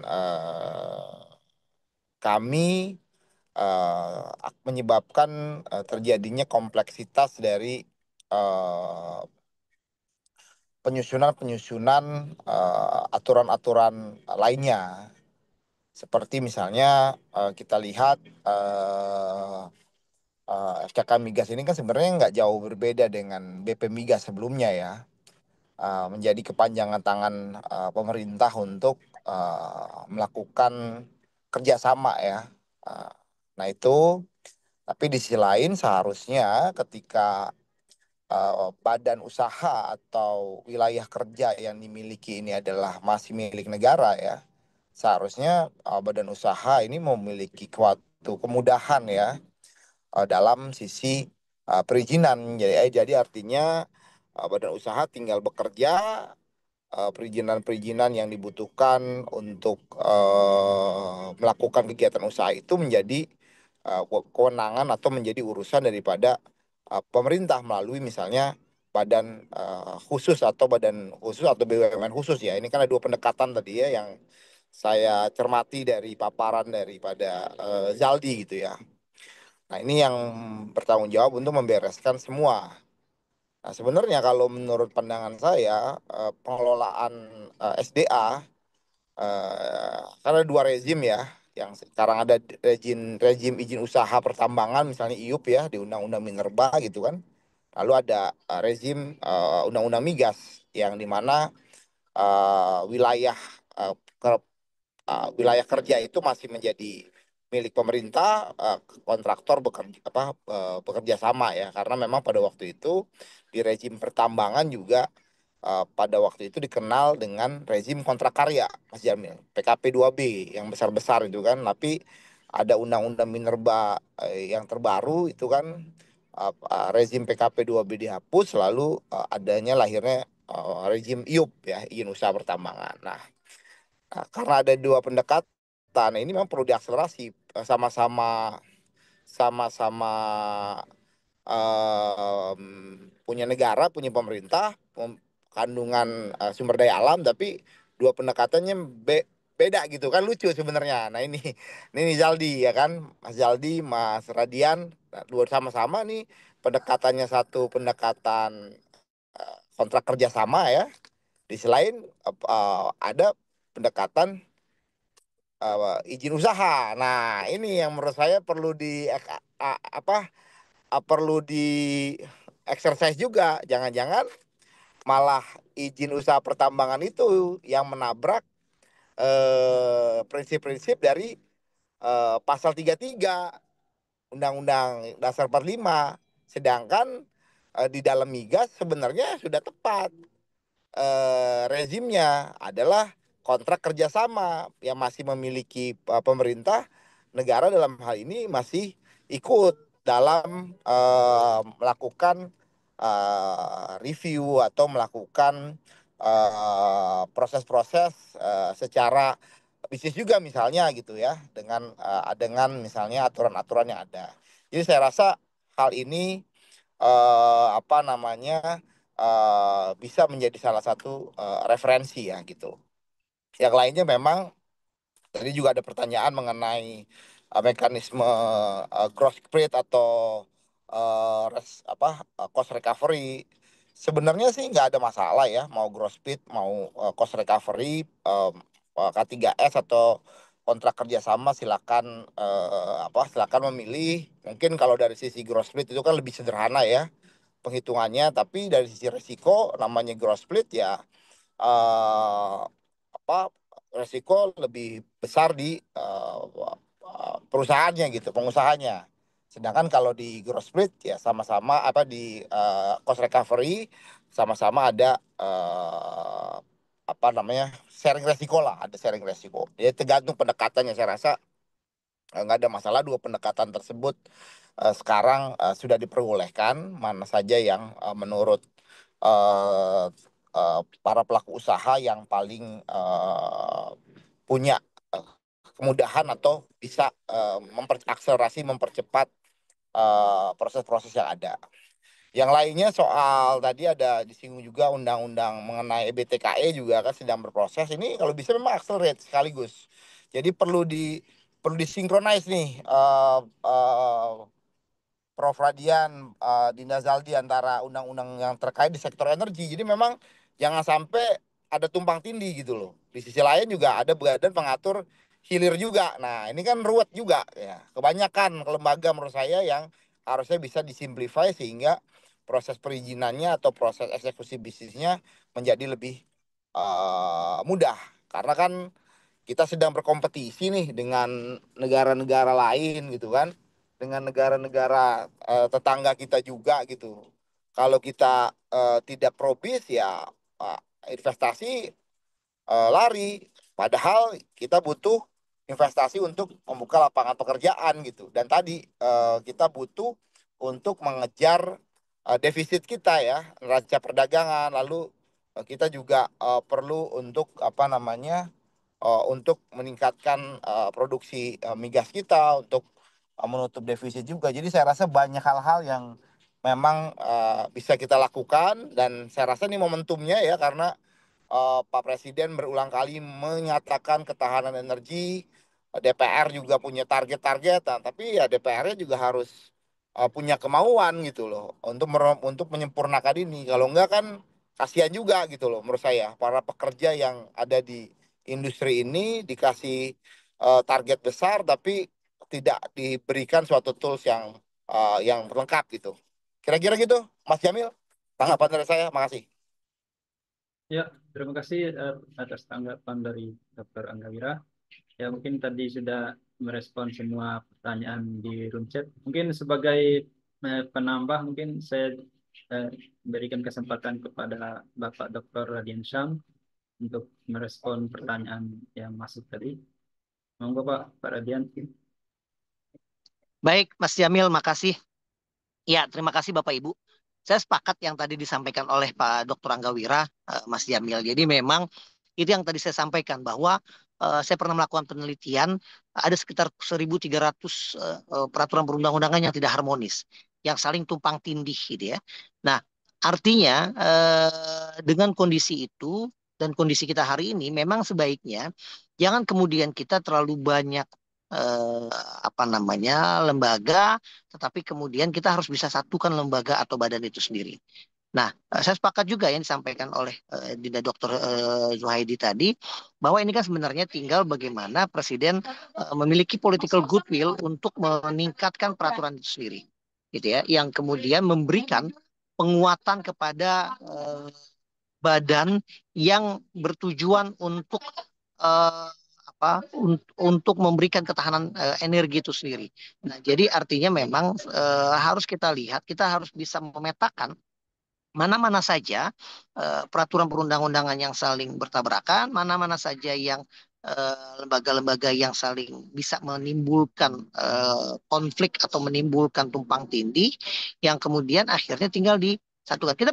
Kita punya kok pengalaman sejarah dalam pembangunan bangsa ini. Kita sudah punya juga bagaimana Pak Jokowi kemarin membangun ketahanan energi yang kemudian dilanjutkan oleh Pak Prabowo hari ini.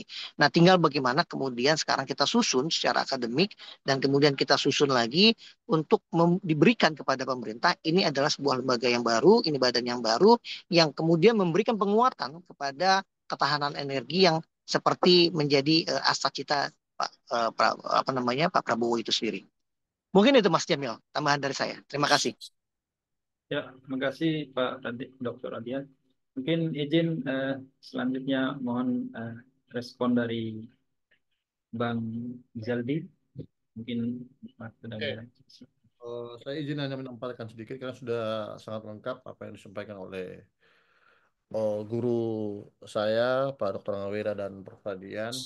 Yang pasti begini, saya ingin, memang benar kata Pak Dr. Ngawira tadi, Bang Jamil, teman-teman dan Bapak Ibu, memang kalau kita lihat pendekatannya ini perihal dengan Undang-Undang Migas ini hanya kalau secara apa namanya ada kan satu pemahaman yang berkembang yang terbaru ya, Prof. Radian ya, ada namanya rule utilitarianisme. Bagaimana Ya, ke apa namanya hukum yang menguntungkan ya gitu. Itu kan ada satu persepsi yang baru. Sehingga lewat jalur-jalur itu memang ada dua pendekatan. Kalau kita lihat memang ada pendekatan satu dari pendekatan perizinan, kemudian satunya lagi pendekatan daripada kontrak kerjasama atau KKS. Nah, itu kan menjadi satu soal. Bagaimana kemudian memang seperti yang disampaikan oleh Pak Dr. Ngawira tadi bahwa kelembagaan daripada BP Migas sama SK Migas itu memang kurang lebih ya sama-sama saja sebenarnya. Cuma memang karena memang ada pengaturan yang terlalu banyaknya lembaga di dalam dalam konteks Undang-Undang Migas 2001 ini yang kita harus apa namanya identifikasi. Dan sebenarnya satu jalan the best way dalam hal ini menurut pakar-pakar saya adalah satu sebenarnya adalah bentuk omnibus law di bidang migas atau di bidang energi sehingga dia bisa mencapu rata semua undang-undang seperti layaknya apa namanya undang-undang cipta kerja, tapi ini kan lebih rigid ya kan, dan itu kan sebenarnya yang dimau sebenarnya konsep daripada undang apa namanya omnibus law itu atau omnibus bill itu kan sebenarnya itu dia masing-masing per cluster, ada migas, ada pangan dan lain sebagainya. Sehingga kemarin Prof. Radian kemarin dorong adanya omnibus law tentang bidang pangan. Bagaimana menyamakan persepsi antara kebutuhan tanah, bagaimana kemudian ketersediaan pupuk dan lain sebagainya. Ini juga layaknya seperti dengan bidang energi. Dalam hal ini ada migas, kemudian ada juga EBTKE. Ini kan satu tarikan nafas yang tidak dapat dipisahkan Bang Jamil dan teman-teman. Sehingga ini yang menjadi satu PR ke depan bagaimana kemudian ada komitmen pemerintah yang saya sampaikan tadi langkah-langkah konkret kalau Pak Prabowo apa namanya Pak Presiden Prabowo berani ya bentuk saja perpresnya pasti ada kajian-kajiannya sudah banyak banget kajian yang berkaitan dengan hal ini bentuk perpresnya ya kan ataupun bentuk kepala badannya seperti dana antara kepala badan sudah ada ya wakil kepala badan sudah ada kantor sudah ada tapi landasan hukum belum ada itu kan satu terobosan juga kan bisa jadi begitu tapi kemudian ada kerja-kerja ada tim misalnya tim transisi kan kan kita biasa identik dengan tim transisi namanya bagaimana kemudian ada peralihan nantinya SK Migas BPH Migas ini menjadi badan khusus dan sekali lagi badan khusus ini dia bisa dari ketiga fungsi pembuat kebijakan fungsi regulasi dan fungsi komersial itu adalah badan khusus ini menjalankan dua fungsi yaitu fungsi komersial maupun fungsi regulasi sehingga kemudian tadi ada juga pertanyaan dari apa namanya Pak siapa Pak Yuda atau Pak Yudi tadi ya yang kenapa K3S itu harus juga mengurus izin. Namanya konsep-konsep sebenarnya kalau kita sudah bentuk kegasan daripada badan khusus migas itu sendiri sebenarnya itu sudah dirampungkan oleh para pemerintah atau badan usaha itu sendiri atau lewat dalam hal ini Pertamina.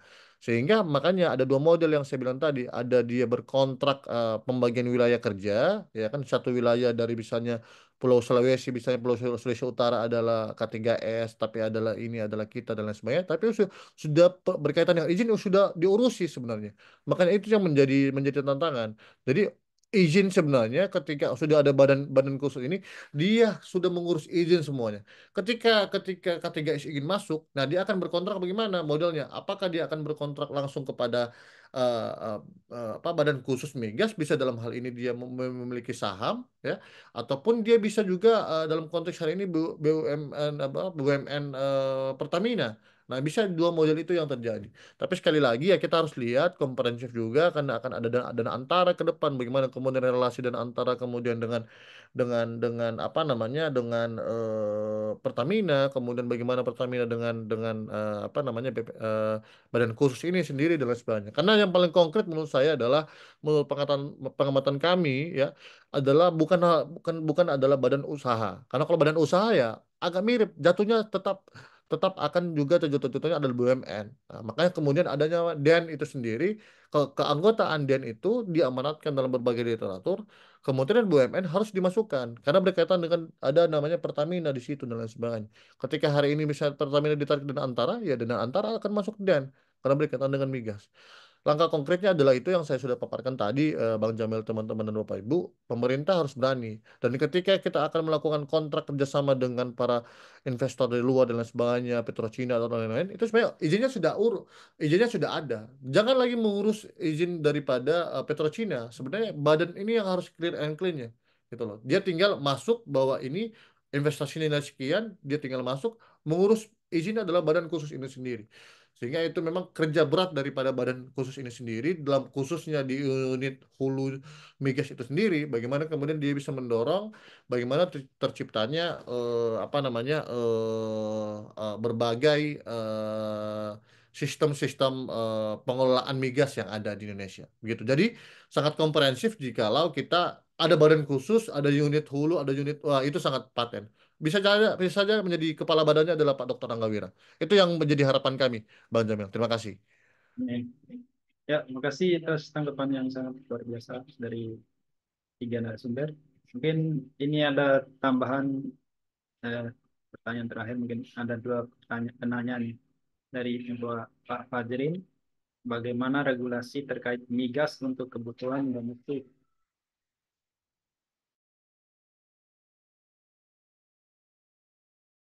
Dan yang kedua dari pertanyaan dari Bapak Bayu Saputra, seperti kita ketahui bahwa skema gross rate tidak cukup menarik bagi sejumlah investor untuk melakukan eksplorasi dibandingkan cost reservoir. Mohon pendapatnya, apakah skema gross rate ini akan tetap menjadi prioritas setelah pengesahan revisi UU Migas? Ya mungkin bisa direspon singkat dulu satu-satu mungkin sebelum kita mengakhiri pertemuan ini. Izin Pak Dr. Angga Wira mungkin bisa merespon singkat. Ya, pertama tadi sudah saya respon ya, pertanyaan soal gross split atau cost recovery. Saya rasa nggak ada masalah mengenai dua pendekatan tersebut. Sebenarnya sudah terangkum ya dalam aturan-aturan yang ada ya. Tinggal dipilih yang mana gitu. Yang terakhir ini mengenai pertanyaan dari Pak Yuda ya, Yuda Jaya Dikarta. Itu yang memang menjadi tantangan ya Pak Yuda ya. Bahwasannya karena sebenarnya ini kontraktor ini sifatnya pekerja ya, sebenarnya bohirnya ini kan ownernya ini adalah pemerintah ya, negara diwakili pemerintah. Harusnya memang dari sisi perizinan eh, tinggal terima beres. Nah, makanya perlu adanya revisi ini sehingga kementerian lembaga yang terkait pengurusan perizinan tersebut bisa terbundling dalam badan yang ada itu gitu loh. Walaupun sekarang sebenarnya di SKK Migas juga kementerian lembaga itu sudah masuk menjadi Komwasnya. Mungkin perlu lebih didetailkan dalam rangka tadi apa namanya, saya setuju juga mungkin bisa ada omnibus juga di sektor energi ya, karena banyak hal yang memang saling terkait satu sama lain ya. Yang lainnya soal dengan izin sebagai ya bisa aja kalau memang ada otoritas perizinan khusus, yaitu tadi di sektor energi perlu juga menurut saya. Jadi sebenarnya challenge-nya ini bukan hanya di hulu migas, tapi juga di sektor-sektor yang saling terkait gitu loh. Dan tentunya juga mengenai kelistrikan dan lain sebagainya. Ini memang tidak bisa dipisahkan satu sama lain.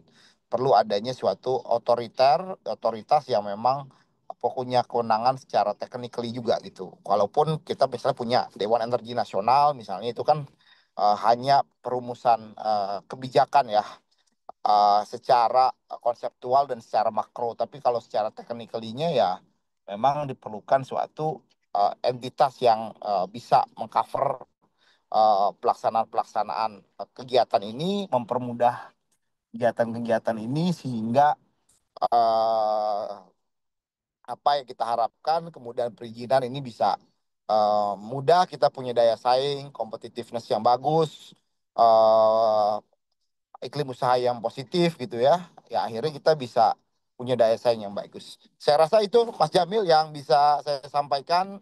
Saya izin undur diri karena sebentar lagi ada ngisi materi juga nih di sela-sela apa liburan, ngisi materi di LK2 HMI cabang Bogor ya, karena saya sebagai senior ini harus hadir juga di tengah-tengah teman adik-adik semua. Makasih sekali Luar lagi, biasa ya memang sampai Kanda Ya, Dokter Angga Wira ini. ya, Sehat selalu terima Kanda. kasih ya. siap, siap Prof, Siap. siap Prof. Ya, Ya, Makasih ya. sukses. undangannya.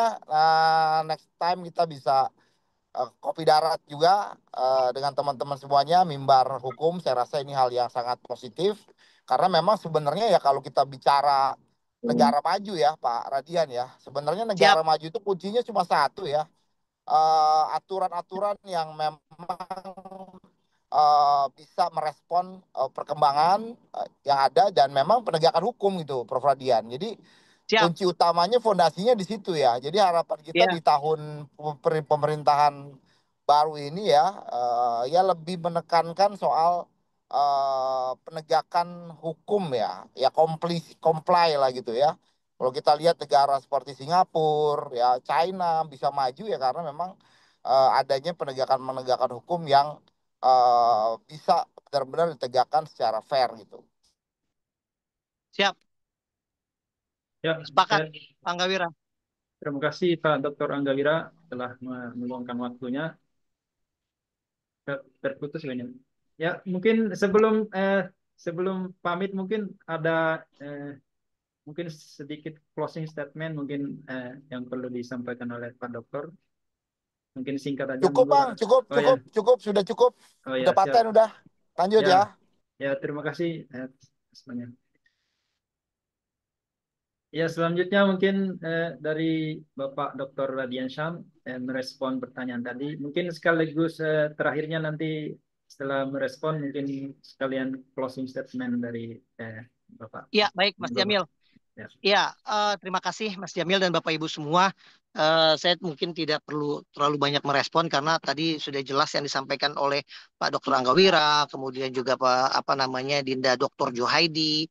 Ini kita doakan tahun depan atau 2 tahun lagi menjadi doktor ini. Ya, Amin. nah apa namanya? Karena sebenarnya sudah paripurna apa yang disampaikan tadi. Sekarang memang tinggal bagaimana kita apa namanya memberikan solusi yang terbaik bagi bangsa dan negara dan kemudian kita juga terus mendukung pemerintahan Pak Prabowo Mas Gibran. Kenapa? Karena sekali lagi ini kan adalah pemerintahan yang dihasilkan berdasarkan konstitusi.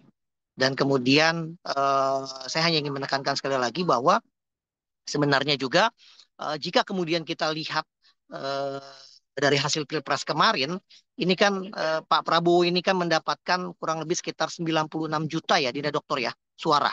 Nah, ini kan artinya menunjukkan bahwa Pak Prabowo ini adalah presiden dipilih oleh rakyat terbanyak sedunia. Gitu Mas Jamil. Jadi pertama presiden di dunia yang dipilih banyak oleh rakyatnya 96 juta itu adalah Pak Prabowo 2024 kemarin, dan kemudian yang kedua itu Pak Jokowi 2019, dan yang ketiga itu Joe Biden 2018. Nah, artinya dengan dukungan suara yang diperoleh oleh Pak Prabowo, Mas Gibran, yang diberikan rakyat kepada mereka berdua, ini kan artinya juga kita harus dapat juga memberikan dukungan bagi pemerintahan. Jika memang ada proses dalam perjalanannya, ada kemudian kekurangan, itu hal yang wajar, tapi kemudian kita juga harus selalu mengedepankan budaya intelektual, budaya membangun diskusi. Jangan selalu kita mengedepankan jika ada sesuatu hal yang kurang kita nyinyir gitu ya. Nah, hal-hal nyinyir, hal-hal negatif itu harus kita tinggalkan. Kenapa? Karena sekali lagi kita adalah bangsa yang besar. Saya sepakat yang disampaikan oleh Pak Prabowo, ini kita jangan hanya melihat Indonesia semata, tapi kemudian ada pertarungan global yang apa namanya yang ada gitu ya. Bahkan kemarin yang disampaikan oleh Pak Prabowo di Turki itu kan cukup mempertegas posisi Indonesia gitu ya.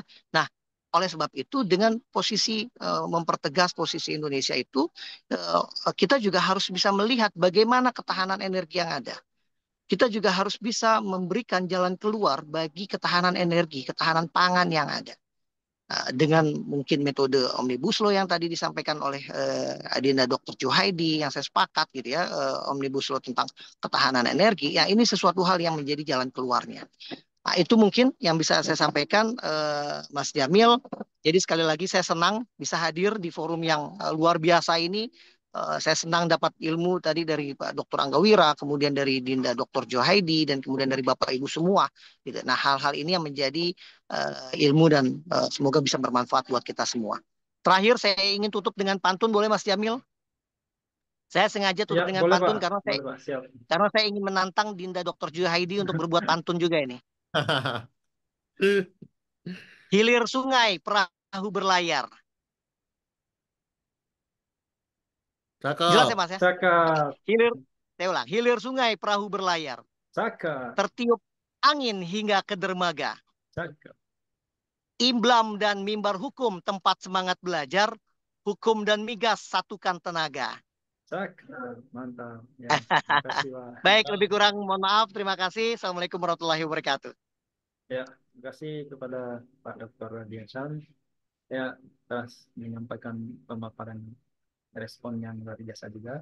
Ya, mungkin terakhir kepada Bapak Juhaidi Rizaldi Rodingkon, mungkin bisa merespon singkat sekaligus closing statement mungkin ya, sebelum Oke, kita Bang. menutup. Ya, monggo.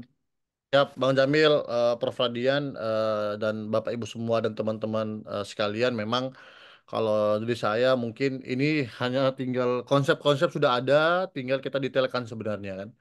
Ini nanti ada sebelum Prof Radian bertransformasi menjadi Direktur BUMN, jadi kita harus gunakan nih resourcesnya dari Prof Radian ini untuk banyak-banyak berbicara soal kelembagaan negara ini konteksnya dalam bidang migas. Karena Prof Radian kemarin sudah apa namanya sudah menggelorakan perihal tentang Omnibus Law pangan, ada juga regulasi, ada institusi dan lain sebagainya.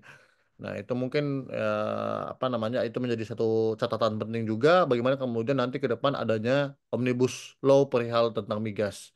Bagaimana kemudian ada regulasi pendekatan yang tadi Pak Dr. Angga Wila bilang, perizinan itu jangan lagi diurusi oleh K3S. Itu harus dikeluarkan oleh badan khusus itu sendiri. Sehingga badan khusus sudah ada nih, ya kan, wilayah-wilayah kerjanya tinggal dibagi-bagi saja. Kontraknya bagaimana polanya? Tanam saham atau pembagian wilayah kerja dan lain sebagainya. Itu kan tinggal dibicarakan secara bisnisnya. Makanya itulah badan khusus ini bisa menjadi fungsi komersial dan juga bisa menjadi fungsi regulasi.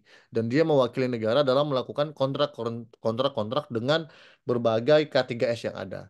Itu adalah poinnya. Dan untuk keberanian, bagaimana kemudian apabila tahun depan ini tidak terlaksana, maksimal 2 tahun depan ya, tidak sia-sia kita berbicara perihal hal ini. Bagi saya, karena ini momentum bagaimana kemudian kita mencapai Indonesia emas, ketahanan energi, ketahanan pangan ini kan adalah pemerintahan yang sekarang. Ya kan, kebijakan-kebijakan 5 tahun, 10 tahun ini ya di era Pak Presiden Prabowo yang kemungkinan 2 periode juga dan Mas Gibran juga itu menjadi momentum untuk kemudian mencapai Indonesia emas. Nah ini momentum. Amin. Oh, tidak, ya kan Prof, tidak ada pijakan yang kuat ya. Kita tidak akan mencapai Indonesia Emas 2045 yang kita sering. Semua tema kegiatan kampus komunitas Indonesia Emas. Tapi action kita belum belum ada nilai-nilai soal hal itu mungkin dalam konteks kelembagaan negara ya. Karena memang satu dorongan dari Ildes, dari Prof. Jimli dan teman-teman pakar hukum tata negara yang lain adalah sebenarnya mereformulasi kelembagaan negara dalam konteks konstitusionalisme. Itu adalah dalam konstitusi, bagaimana ada kedudukan DPD. Masih banyak lagi PR-PR kita ke depan untuk bagaimana perihal dengan kelembagaan negara. Bagaimana kemudian ada impact kementerian negara lebih banyak sekarang. Kabinet kita ada 109 kalau tidak salah. Nah, itu kan mempunyai nilai-nilai yang kemudian bisa menjadikan satu value yang ya bisa negatif, bisa positif bagi kita ke depan. Mungkin hanya itu yang dapat saya sampaikan. Langkah konkretnya sudah saya paparkan tadi bahwa Presiden bisa ke perpres, kemudian dorong itu barang di DPR. Itu kalau Presiden Pak Prabowo saya yakin mudah. Menghapus utang saja ratusan miliar ya, Prof ya. Bisa UMKM, PP, bisa juga ini PP Ya. ini. Nah, ini bisa jadi ini kan tinggal Prof aja, Prof Radian bisik-bisik lah, ya kan? Kan Prof Radian ini kan Bapak Ibu teman-teman Dewan Pakar Prabowo Gibran. Jadi ya bisik-bisik kan itu. Prof bisik saja itu barang. Mungkin itu terima kasih. Ya, orang Manado tidak bisa berpantun. Kalau Prof bisa, orang Padang. Kalau kita nggak bisa, Bang Jamil izin, teman-teman. Oh ya, siap, siap. Assalamualaikum warahmatullahi wabarakatuh. Berarti kalau gitu Mas Jamil, Iya, ya. kalau kalau kalau tadi saya sudah sempurnakan Dinda Dr. Juhaidi itu ilmunya, tapi kemudian saya kurangi mungkin 0, sekian karena pantunnya itu tidak dimiliki itu. Oh ya, terima kasih. Nah, acara yang sangat luar biasa tentunya pada hari ini. Dan ucapkan terima kasih banyak pada seluruh narasumber yang telah meluangkan waktu. Ada Dr. Angga Wira MMH, Dr. Radian Syam SHMH, dan Dr. Jaidi Rizaldi Roringkon SHMH.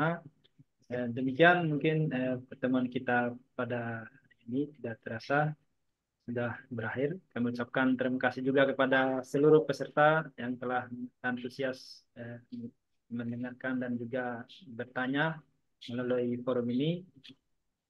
Demikian webinar yang diselenggarakan Mimbar Hukum Indonesia bekerja sama dengan IBLAM Jakarta dan juga disupport oleh Menteri SDM melalui Pak Dokter tadi dan juga dari Ildes.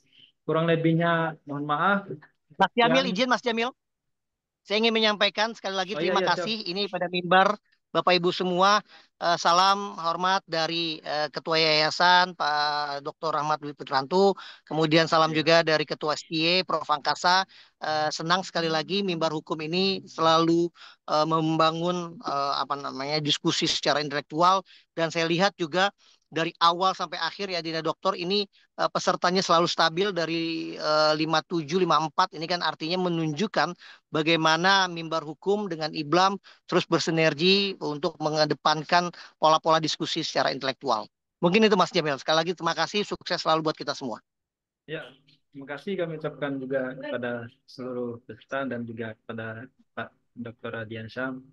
Ya, mungkin demikian. Sampai jumpa kembali di acara-acara yang akan datang. Cukup sekian. Assalamualaikum warahmatullahi wabarakatuh. Sekali lagi kami ucapkan terima kasih. Waalaikumsalam warahmatullahi wabarakatuh. Sehat Ya, Mas Jamil, sehat ya, Dokter, siap-siap. Bapak Ibu semua. Izin, Pak.